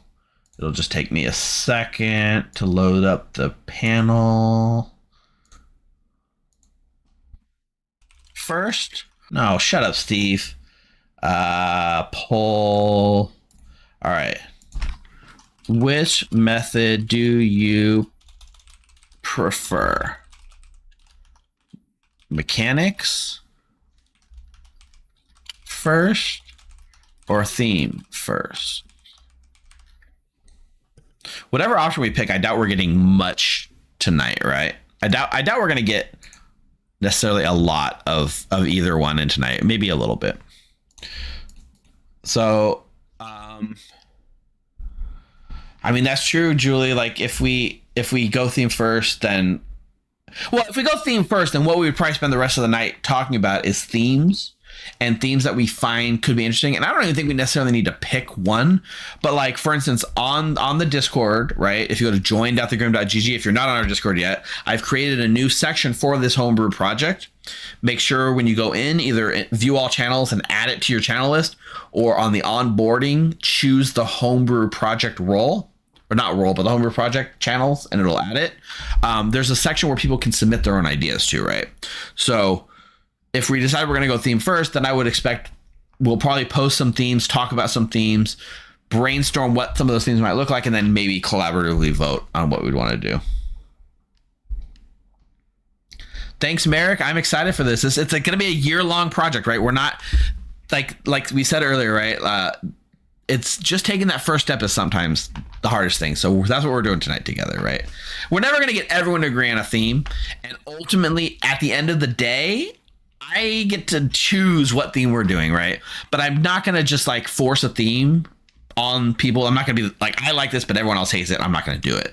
But people who are like engaging in the thing, I want to, it's a community thing, but ultimately someone has to make the decision. So at the end of the day, it would be my decision. I am king. I'm king of the castle at the end of the day. So we talked a lot about mechanics. Why we're doing this vote, let's switch gears a little bit and talk about theme. So I just picked Slay the Spire as a fun theme. I've been playing a lot of Slay the Spire recently, so it was on my brain. I seeded 3 ideas on our Discord server already. Maybe you've seen them if you had checked it out. So one of the ideas that I had seeded was the idea of a fairy tale script. And the fairy tale script, it's either like fairy tale come to life or a Feywild. If you play D&D, like think about like the Feywild, right? But I like thinking about like fairy tale characters, right? Which I found was a very fun space that hadn't really been explored too much in Clocktower, right? People like even earlier, people were talking about Alice in Wonderland, Mad Hatter, Tea Party, things like that. That kind of stuff fits there really well. I did brainstorm, like this was a long time ago, years ago, at least over a year ago, fully fleshed out a full character. I put all the character scripts on there. And my core idea with that one is like your role is important, right? So people knowing your true role is dangerous. Just like in fairy tales, sometimes people knowing your true name is dangerous, right? So the best example in existing Clocktower is probably the Oho, right? Like the Oho names a role, and if they're in play, they die. So saying I'm the fortune teller is scary when there's an Oho around, right? Because you don't want to die at night. So there's a lot of characters that I came up with, and one of the core ideas was like, pick a character, learn their role, or like a demon that could like learn a role. There was a demon. I'll give you a fun example. Rumpelstiltskin was a demon. It said, if a player publicly guesses you lose. And if a player guesses you incorrectly or guesses somebody else, you win. So like, Rumpelstiltskin, if somebody's like, I would like to claim that so-and-so is Rumpelstiltskin, and Rumpelstiltskin's in play, the game could be over right there, right? Living, dying right there. What are some of the other I'm trying to remember some of the other mechanics that I had on there. There was like a demon that like you pick a character and then you pick a player on a roll, and if you're right, they die and you get to kill again. So like Neutral Steve is the Ravenkeeper. Yes. Okay, perfect. Now I'm going to guess that so-and-so is Mark is the fortune teller. Okay, perfect. Now I'm going to guess that, Mathblade is the empath, right? If you're open about, basically being open about what your roles are might backfire. Anyways, that was just like sort of a theme, but the fairy tale theme is kind of the primary thing, right? The other theme I put was a role-playing game. So you have the idea of quests and a role-playing game and leveling up. So like somehow your character, like if you do certain tasks, your character gets more powerful. Your ability evolves as you go on, right? Um, maybe in role playing games there's a sense of randomness, so maybe there's some kind of dice roll or something random. We posted about a potential sci-fi theme, right? Like space. Like I feel like Clocktower, because it starts as like a fantasy thing, there's not a lot of sci-fi themes, right? Maybe because Among Us was so popular, they wanted to differentiate themselves. But you know, space stations, The Expanse, Star Wars, things like of that nature could make for a fun treasure trove of information or like of ideas, right? I see somebody here talking about like a Western themed, right? I've seen one specific Western themed script that's existed, but I haven't seen a lot of Western themes either, which is also a fun thing to explore. Mass Effect, and then it reminds me of Xenomancer. Merrick says, yeah, like it was basically like quests before quests were a thing, right? Like Xenomancer, the idea started like a while ago, but like mini quests. So we had like for instance, you were the barkeep, and the barkeep choose a player at night. That player receives a quest, and then that player can go do the quest, and then if they complete the quest, they learn the barkeep's name or something. Something we had to come up with an idea, but like the barkeep sends others on quests, things like that. Yeah, we had there was sort of like Seidel, like there was a minion or a demon we had that like basically registered as the townsfolk and had a townsfolk ability that's a not in play townsfolk ability. This was before the boffin was a thing, mind you. The boffin now exists, but it's a demon that sort of has baked in boffin. Yeah, Math, but I mean that's the hard part, right? There are multiple ways to go on a quest. So we'd have to find a way to not confirm the barkeep. Yeah. Yeah. General fantasy classes. I'll give you an example. The wizard I had come up with was like a quest and also it was sort of written as like an alternate way. So it was each night, pick a player. When you pick a character type you haven't selected yet, gain a research point.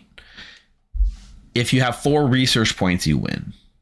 So like if you're alive and you can pick 4 different character types, demon, minion, townsfolk, outsider, you win the game. I also had the rogue as an outsider, and it was like once per game. I think it might have been even if dead. If you can name every player and their role correctly, you win and everyone else loses, which I thought was just really fun. And so yeah, any other themes? Okay, I'm gonna pull up the results of the polls, which are now closed. We have on Twitch 61%, 11-7 people who voted say theme first over mechanics first, and on YouTube, how do I see the poll results? Where's... Come on, YouTube, show me the poll results. I know I can...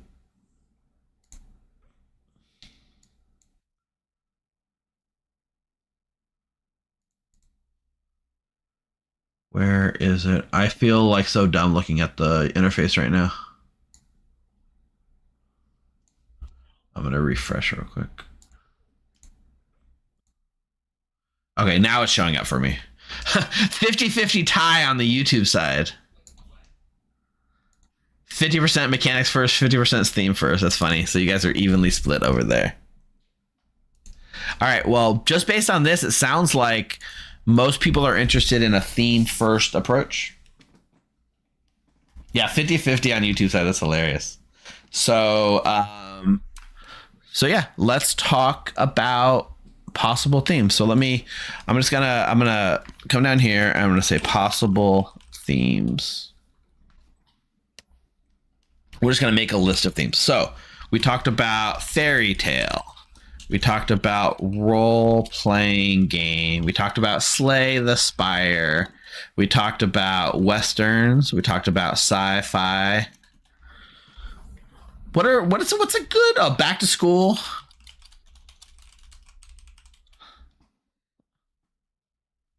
/80s teen movie. The election theme. We can put the election theme on here, right? We talked about the election theme. It's interesting because, like, I think I would never, like, going theme first. I would not start it with an election theme and drill down, but starting with the mechanics first, we kind of ended up in an election theme thing that I think would be fun to explore. Sports, right? I'll expand it beyond football. We'll say sports, FNAF, right? Five Nights at Freddy's. Olympics. The Winter Olympics is this year. In general, if you think about what Clocktower is, there's a good team and an evil team. The concept of a demon is still there, so there has to be some potential for like an evil demon in things, right? Something that is like there to destroy Ravenswood Bluff, and Ravenswood Bluff is sort of funny. Like in all of these themes, right? And maybe not when we're talking about like Slay the Spire, right? But like in general, it's still like Ravenswood Bluff. It's just, what does our Ravenswood Bluff look like? Is our Ravenswood Bluff a Western town? Is our Ravenswood Bluff a space station? Is our Ravenswood Bluff a castle? Is our Ravenswood Bluff the Spire from Slay the Spire? I think that's what's going to give us our best themes. I mean, I would avoid real life politics for sure, Neutral Steve, but like the idea of an election voting positional based script does honestly have some fun things. Slay the Spire is pretty specific, I know. Yeah, I mean, Merrick, we went on a deep dive earlier about Slay the Spire. We have some fun ideas for sure. Everyone is a robot, cyborgs. Oh, what if so that's interesting, right? Tactical Grace, right? Like let's say we do a sci-fi theme. Maybe instead of a demon like being demons from hell, the demons are secretly androids, right? Or cyborgs. It's like find like the evil is really mechanical. Like find the robots. Zoo, straight up animals with ability. Like I'm the tiger, I'm the lion, I'm the cobra, I'm the snake charmer. I do like, yes, I know the TTRPG theme is fun. Lord of the Rings was like, for a while I wanted to do a Lord of the Rings script, and like there was like 3 Lord of the Rings homebrews at the same time, so it was like definitely overdone. Yeah, Battlestar Galactica, like that sounds like that. I mean, any sort of like sci-fi thing. I haven't seen Battlestar Galactica, but I imagine it's right full of things. Well, Stranger Things is definitely a possibility. If it didn't just end, it would be better. Let's think, if we're gonna put on our business hats over our creative hats, are there any movies, TV shows, video games coming out this year that we'd be able to ride the sort of wave of inspiration?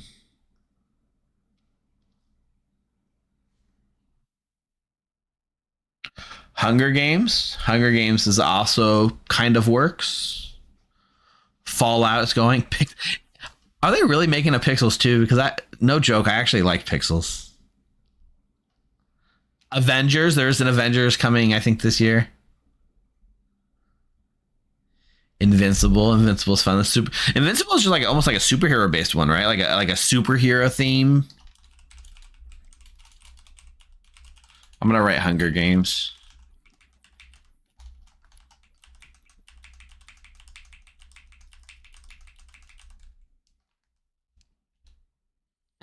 Fallout's always a lot of fun. A bunch of animes. There's always anime coming out though, right? GTA 6. Can we come out before Grand Theft Auto 6? Satire deduction. I'll write that for you, Mathlade. Satire social deduction. We spoof our own genre.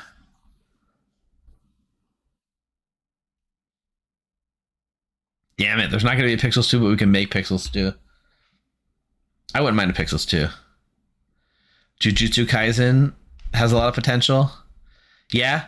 My son's really into Jujutsu Kaisen. I'm sure I could get him to mind some videos. I haven't seen any of the anime. I watched a 20 something minute YouTube video that caught me up, and we went and watched the movie that just came out in December. We went and watched it at the theater, and I feel like I was completely lost as what was happening, but it was interesting. Pixels was your first Adam Sandler movie? Pixels was the first movie I picked up my son from kindergarten, and I think we went and watched it together. It was like the first time we just went to a movie together, and it was a lot of fun.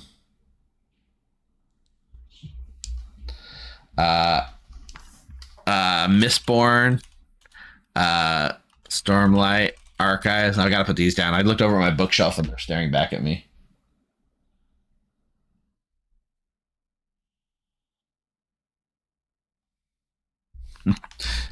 I think there already is a Game of Thrones one. Game of Thrones. Cosmere. But they're distinct scripts with distinct abilities. Cosmere. We'll just say Cosmere. It's just generic movie. Like, what if Ravenswood Bluff is like Ravenswood Bluff is filming a movie, and there's Hollywood has come to town, and there's a demon killing people, and they're trying to make the movie at the same time.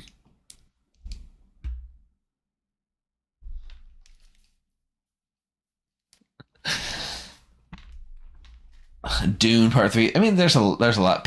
Oh, you know what? I'm gonna write Egyptian. I think the Egyptian pantheon and the Egyptian thing is a very cool space to explore. I know with like some of the Greek stuff, we've got like follow Rome and Greece, but like, yeah, Egyptian theme could be pretty cool. Even like Greek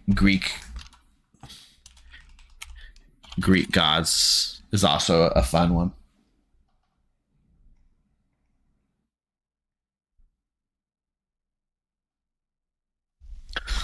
So we have a couple of different options, right? Let me just get over here real quick. So we have a couple of different options. So we could go super specific, right? Let's say we go super specific. We say Slay the Spire or Cosmere or Hunger Games, right? What are the pros?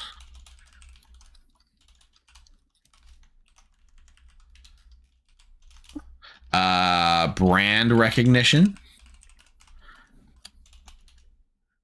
content to mine, right? Brand content to mine. I'm just gonna put general excitement, right? Lore equals inspiration.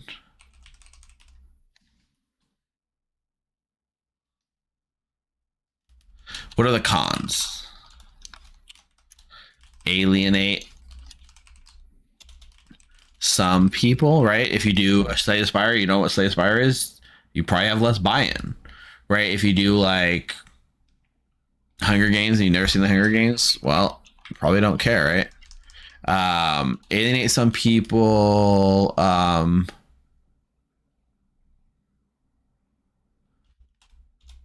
So I would say there's people that won't be familiar with it, which is kind of a way to alienate them, and there are people that hate it, right?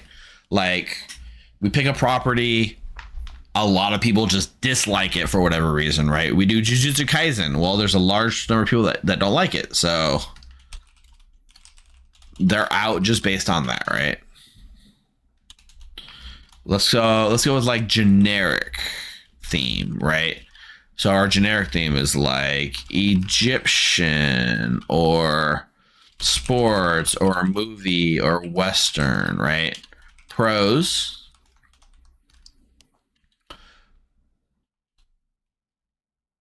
Monopoly. We also got to be very careful, right? If we say, hey, we're going to do FNAF, we're going to do Hunger Games. Now we're starting to run into issues where like somebody could be like, well, I don't really feel like you have the legal right to use our trademarks in your little script that you're doing. So it's like, it won't be the Hunger Games, it'll be the Hangry Games. You know what I mean?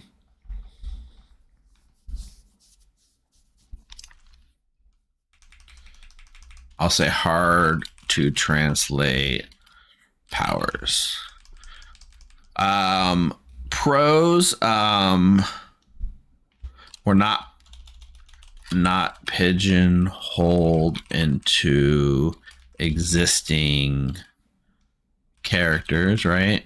We were allowed to make anything. Like if we go with like Slay the Spire, there might be something that doesn't fit what we're trying to do. But if we're doing a generic thing like Egyptian, now we can easily come up with something, right? We're not pigeonholed in existing characters. More room for creativity, I would say. Cons. Harder to narrow down choices.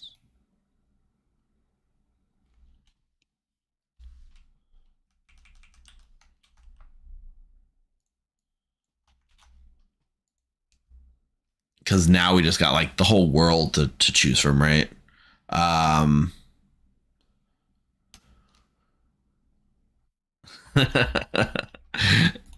Cease and desist, yeah. Hard to narrow down choices. More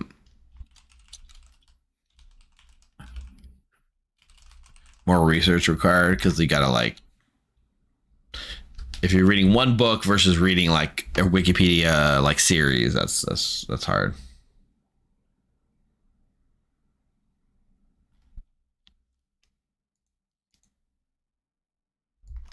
So both are sort of options, right?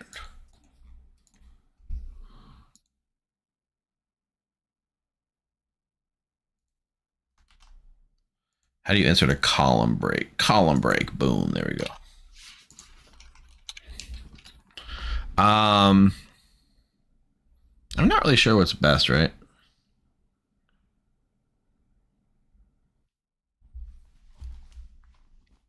It's not a decision we necessarily have to make tonight.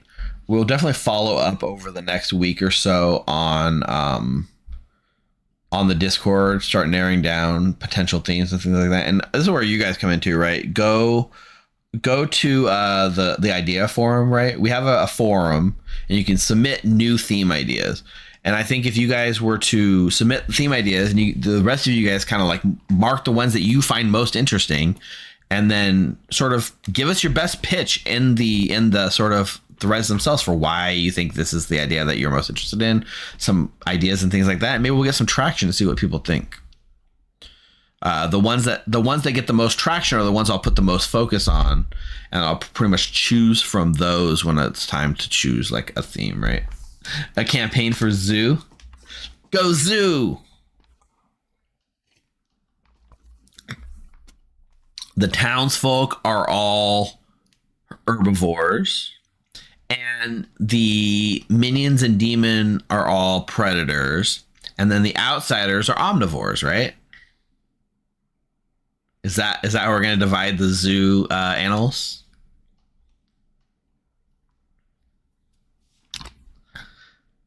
We're making Zootopia, kind of, yeah. Fish. Oh, we didn't even get into the fish, man. I did want to talk about one more thing, which is kind of tangentially related here, but I think it's really interesting. If for people that haven't made homebrew characters yet, I wanted to like kind of explore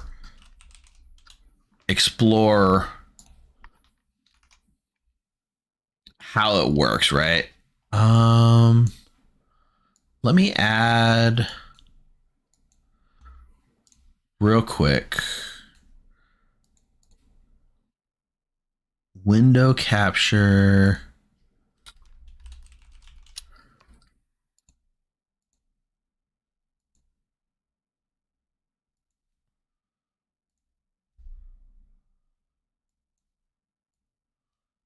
All right.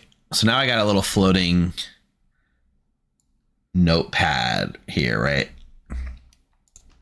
Let me just hide this really quick. I want to show you guys something real quick. So what I guess I can show this. What does a homebrew character look like? You guys might have never messed with homebrew before. But I'll show you an example here of like what a homebrew. So we made the Zelda version of Trouble Brewing, right? We called it Zelda Brewing. And like what goes into a character, right? A character looks like this. If we're talking about in a file sense, in the JSON, what does it look like, right? You have an ID, a name, an addition, a team, whether townsfolk, outsider, minion, demon, the first night reminder and other night reminder, which shows up like this, the text you want to show up on this screen or this screen. What do you want that text to specifically stay? It also has what reminder tokens go in, the ability itself, which shows up on the characters tab, the image array, which includes a good image and a bad image, and then what night it wakes up in. First night 41, other night 0. So like when you got to make this from scratch, it's a lot, right? So a lot of people want to like use an existing idea and change it, but it can be kind of daunting to do. And I have a trick that I like to use that I would like to try to share with you guys. How do I? Okay. I'm going to show you the secret of how to steal from TPI. Don't clip this because I'm going to get banned. All right. Woo, that's not the right thing. Okay. TPI has an app, right? You log into the app. What I want you to do is hit F12 to open your debug inspector. Right? Yes, Steve. This is the developer. You're going to open the developer tools. Your browser has this built in, right? This lets you see every single request because it's an app that talks to the server and gets responses. We can see here we got all of these health checks going to the server and coming back. Right now, the app just sent like 10 communications to the TPI server just sitting here idle, right? What you're going to do is after you have this open and you're connected to the app, I want you to hit F5 to refresh or just hit refresh right here. You'll notice there's a million things that gets downloaded from TPI, including icons, like it downloads the icons every time you refresh the app. But the thing we're actually most interested in is this thing called data. You see how it gets a data request? I'm going to open this in a new tab. Oh, it says it's unauthorized. Well, okay, let me just pull this out right here real quick. You're going to see there's a bunch of text that comes back from the database, back from the server. This is the master JSON. Is this even the master JSON? Wait a minute. Is this the right one?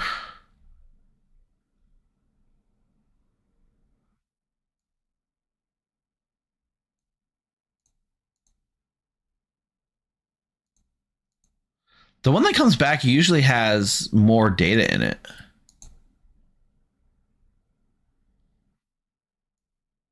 Huh. Did the app change how it works? There used to be numbers in here that let you know, like in that icon I was showing you, it would show you like what number they wake up with. Why is it no longer here?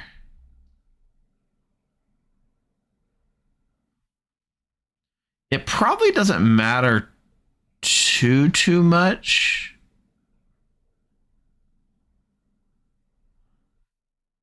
Huh. It's been a while since I looked at this, so this is kind of weird.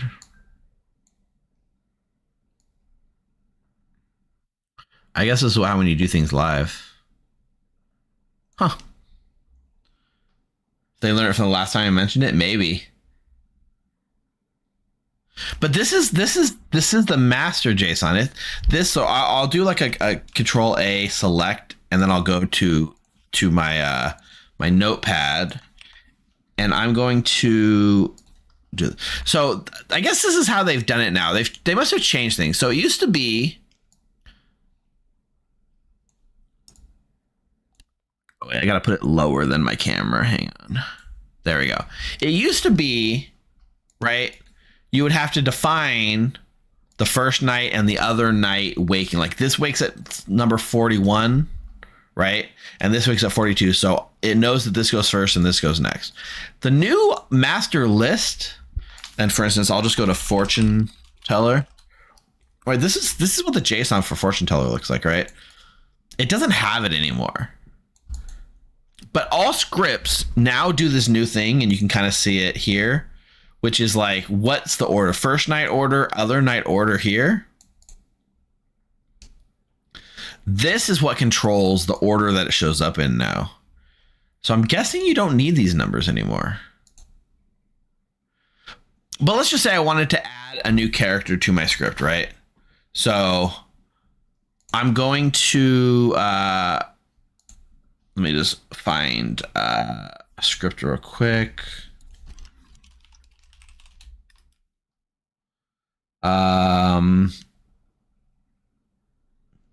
Here's a random one I have open, right? This script's called The Final Nail in the Boffin. And if you look at what a script normally looks like, it's literally just a list of roles. So if I wanted to add,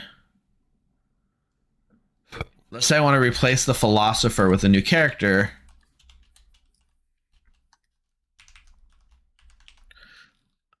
I can now paste in my fortune teller homebrew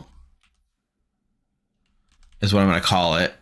I'm going to change the addition to just homebrew. It doesn't really matter. You can't have the same ID as an existing character or it won't work. So I'll just change it to fortune teller 2. And I'm going to say the fortune teller chooses 12 players. Each night choose 12 players. So now I have saved it. Oh God, I just overwrote the actual JSON, which is interesting. Now if I load it, it's also not going to work. So here's my fortune teller. Wait. Oh, wait, there's already a fortune teller on the script. So now there's 2 fortune tellers. Oh, here's the fortune teller homebrew. Yeah. So I should have just changed these. Fortune teller homebrew. I didn't tell it an image, so it defaults to the default image. Each night choose 12 players. You learn if either is a demon. So if you're going to homebrew something from something that exists, that's how you want to do it, right? You want to go in and pull the master list, save a copy of your master list, right? And then you have exactly what TPI has in place. And so like when TPI, and like here's now, right? They have this new master list of night order. So like if you ever want to know what is the night order for everything on the first night, here you go. The first thing that wakes up besides dusk is angel. And the last thing that ever wakes up is the vizier. Yeah, that makes sense. On other nights, we start with Dusk and Duchess, and we end in Dawn and then Leviathan.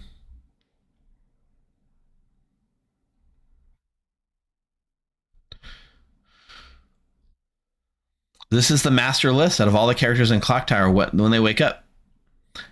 Professor wakes before Choir Boy. Very important to know. Yeah, they're both there. Fortune Teller and Fortune Teller Homebrew are both there, Steve.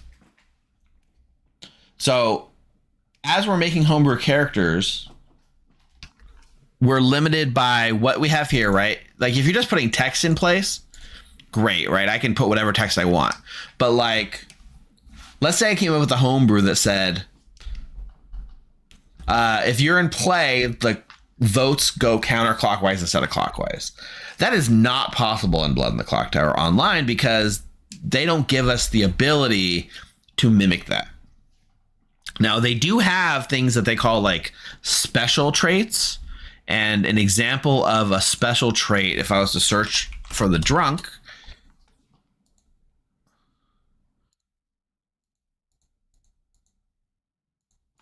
There's too many drunks.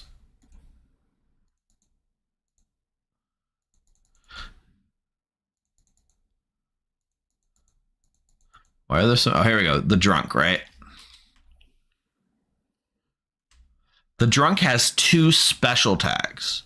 Special tags being selection bag disabled, which means you can't add the drunk in the bag, and reveal replace character, which means when you have like at the end of the game, when you have the little like is the drunk reminder token, the app knows to replace it with the drunk character.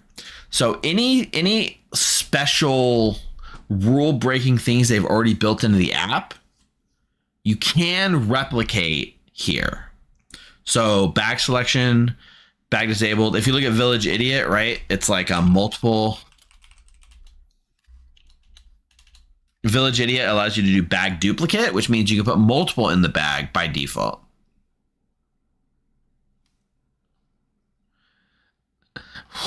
Why are you guys talking about the Oregon Grinder? What am I missing here? But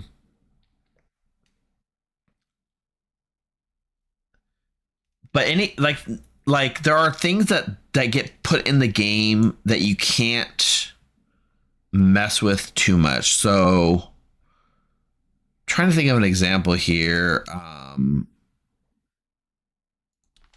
don't think like let's look at Wraith real quick.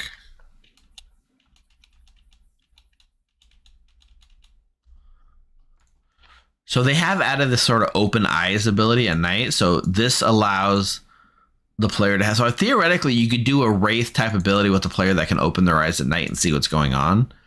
I think it'd be hard to replicate that, but maybe. I'm trying to think of what other sort of things you can't. There are certain things that are sort of hard coded that you can't easily replicate, but they've done a great job so far about opening up all the features that are there for us to use. But like if we wanted something that didn't exist in base Clocktower, forget it. It's not going to happen.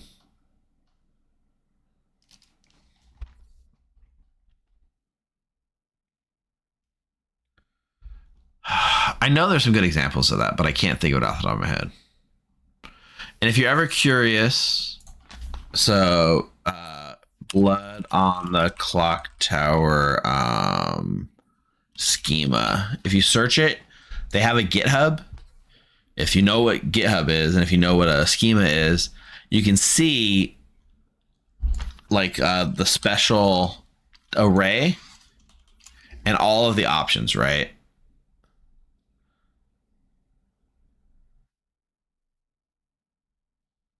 So open eyes, card. Oh, card. So you can actually, I think that you can use this to make custom cards. So that when you like try to wake up at night, there's custom cards you can show them. Replace character, we know like hidden, multiplier, bag duplicate, tribute rules, ghost votes. I'm not sure what the ghost votes thing actually does.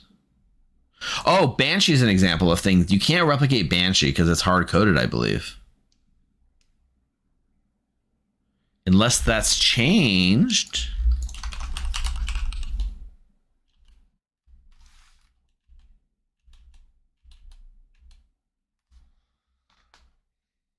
Yeah, the Banshee doesn't have any sort of special ability in place. It's just hard coded to work the way it works. So that's unfortunate.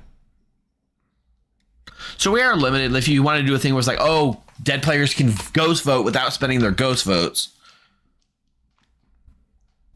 I don't know that that's possible given our current mechanics.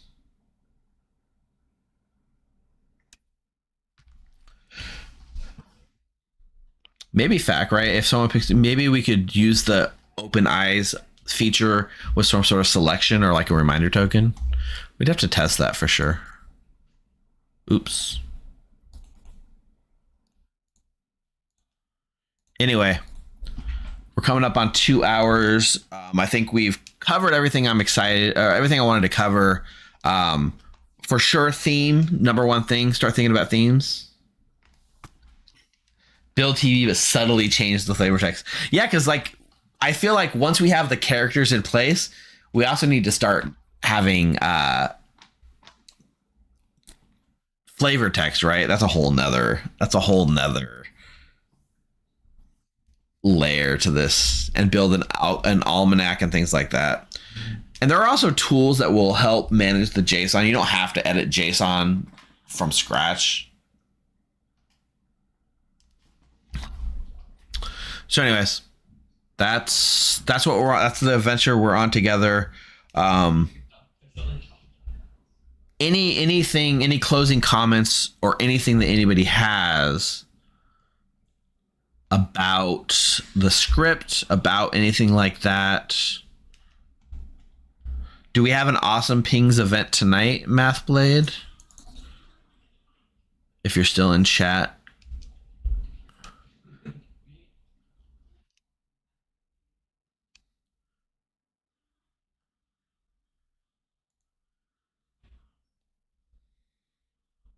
Okay, yeah.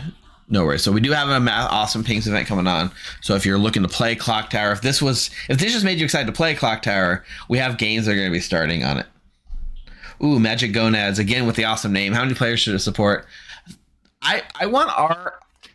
So part of the reason I brought up so much talking about the base 3 is I want our script to mimic the base 3 as much as possible. So it is important that it should work at all player counts, right? Not teensy, but 7 to 15 players. The sweet spot is usually 12. I usually design and think about 12 player scripts, but I want it to work with 7 players. I want it to work with 15 players. It should work with 3 of the 4 minions in play. It should work with 1 of the minions in play. When we run it on stream, it usually has 12 base 2 outsiders, 2 minions. But yeah, let's keep in mind that it should work at all player counts too. I anticipate that in addition to playtesting it on stream and coming up with ideas on stream, and I think next month we're going to run next time we do the stream, we'll come at it with 4 homebrew characters sprinkled in with, we'll have a theme set. We'll come with 4 starting homebrew characters. We'll play test it. We'll see how it works. And then we'll spend the rest of the stream sort of talking about what else we want to add and what we don't. Since we're doing a theme first, we're going to pick a theme, and then we're going to pick some really cool ideas, and we're going to find our pillars within those cool ideas. And then we will start tailoring characters towards those pillars that emerge naturally, I think, from the discussion.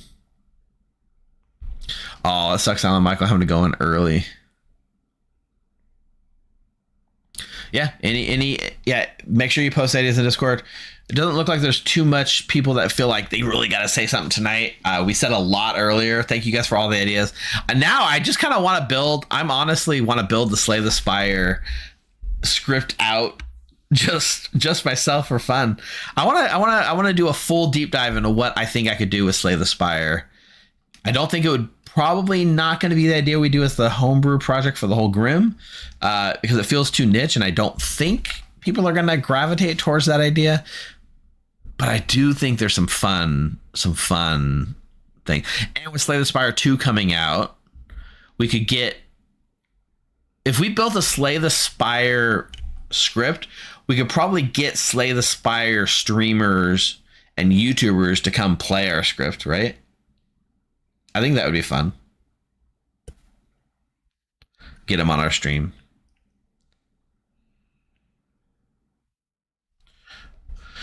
Anyways, that's I mean, the Egypt idea is also fun, Nina.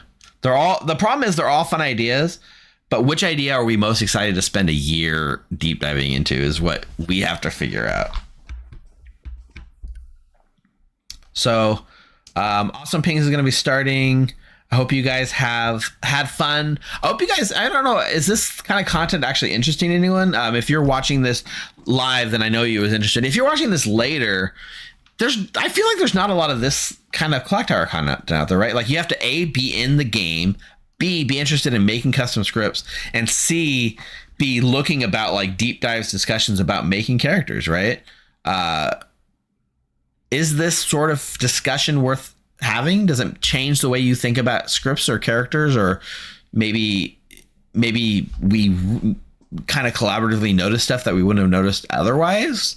maybe it's worth having this sort of content. Maybe it's not. I'll tell you what. One of my what do you call it? Not a goal. One of my aspiration. One of the things I would love, a moonshot, would be to get someone like Steve Medway or Ben Burns or somebody to come on and design a character. Like once we have a theme set, bring them in here and just give them like, have them come with a character idea and we'll build a character and they can kind of create a character for our thing. Oh, you know what we didn't talk about too is like icons. Eventually we're gonna have to come up with icons. I refuse to use like AI art for stuff, so coming up with icons and having stuff that we can make is going to be a challenge. There are some really cool tools that will help you make Clocktower style icons from the art and stuff, but we need to get like, honestly, yeah, Ed as well, right? Blood Bowl. If you know anyone that's an artist or just was interested in doing a character icon or two, or even interested in doing art for all the icons, you know, I'm willing to put some money towards this to make it happen. So if you're an artist and you're interested in doing art for Clocktower, once we have the characters started narrowed down, let me know, because I am definitely, you know, someone nice. There's always a couple art folks around, whether it's going to be done as a community, like submitting icons, or if there's going to be like a single person that does all the icons. I know it's a bitch. I know it's a lot of work. But since we're doing this as a year, my idea is that we will have custom icons for all the characters by the time we lock this up at the end of the year. So for sure. All right. Thanks everyone for hanging out tonight. I hope you guys had fun. I mean, yeah, having artists from all over the community to create icons would be cool. Even in base Clocktower, I think the icons have different artists, right? Like I've seen, if you look at the icons, there's different artists that have their name signed to each art. So thank you, Lurida. I've been very much against the like sort of AI art and stuff like that. So we try to stray away from it on everything we do. We license. We have like licensing with like video clips and artwork and all that stuff, so we don't have to generate anything. So yeah, especially if you do something like Egypt, Creative Commons and public art domain to modify is definitely not bad. If we're doing something specific, which I don't think we are, but if we did like Slay the Spire, then we need like somebody to make a Clocktower -ify defect head, or like a Donu Deca demon minion pair, right?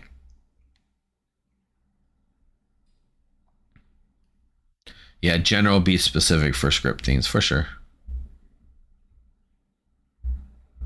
I agree with everything you guys said for the most part. Anyways, I'll ramble forever and you'll never get rid of me. So I am going to end this stream. Shout outs for everyone for hanging out. I hope you guys had a lot of fun.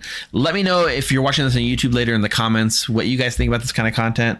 We'll try to do pretty much one a month like we did a Legacy, but I'm more flexible with this. We might do 2 a month, or we might do 2 weeks back to back, or we might take a month off and just run play tests on the server without streaming it, right? It's not as hardcore. I'm not promising 12 episodes. I'm just promising that we're going to go on this journey together this year, and we'll see what comes out on the other end. And at the end, we're going to have a cool gift that we can give the Clocktower community, and hopefully something that makes a lot of people happy. Just in time, by the way, for hopefully, fingers crossed, the next 3 scripts. The base 6 will be released. The next 3. What's going to be the name for that, by the way, right? We got base 3, and then we're going to have the next 3 that come out. Are we going to call it like next 3? Are we going to call it the expansion 3? Are we going to call it the like I like the idea of next 3. Kind of flows off the tongue. Next 3, base 3, base 6. You can just call it base 6. I don't know what we're going to call it. Oh, come here. Before I sign off, look how big Domino is. He's not the little cat that he once was. He doesn't climb up my legs anymore. He's like pretty much a full-size cat now. Can you say hi? Can you meow for people? Look, all the way in front of the camera. Say hi. No, he doesn't want to say hi. You can hear him purring, maybe. Yeah, he's purring. He's purring, but he's not meowing. Meow. All right, let's see. Is there anyone actually still playing Clocktower that I can raid?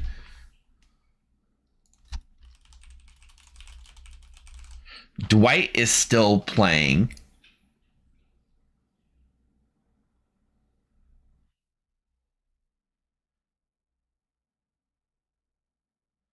Dwight's still playing, but let's give a love to some of these smaller streamers. There's a charity clock. Oh, is it not there anymore? Wait a minute.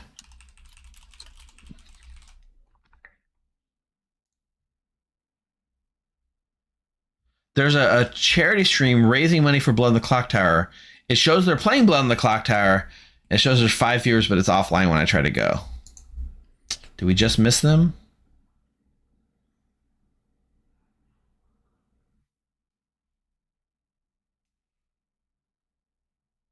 All right, we're gonna send you guys to Dwight. That's fine. We'll send you to Dwight, and Dwight can find out with you at the end. All right. Thanks for hanging out, everyone. Make sure you go to the Discord. Make sure you post your ideas. Make sure you vote on your ideas. Make sure you discuss your ideas. And keep your eye out, because in the next few weeks, we are going to choose a theme and start working on a few characters. And once we have a theme locked, I hope you guys start submitting character ideas to fit the theme. All right, everyone. Take care of yourself, stay safe, stay healthy, and we'll see you guys next week, because next week we're back to playing Clocktower on Monday night, of course, which I always like.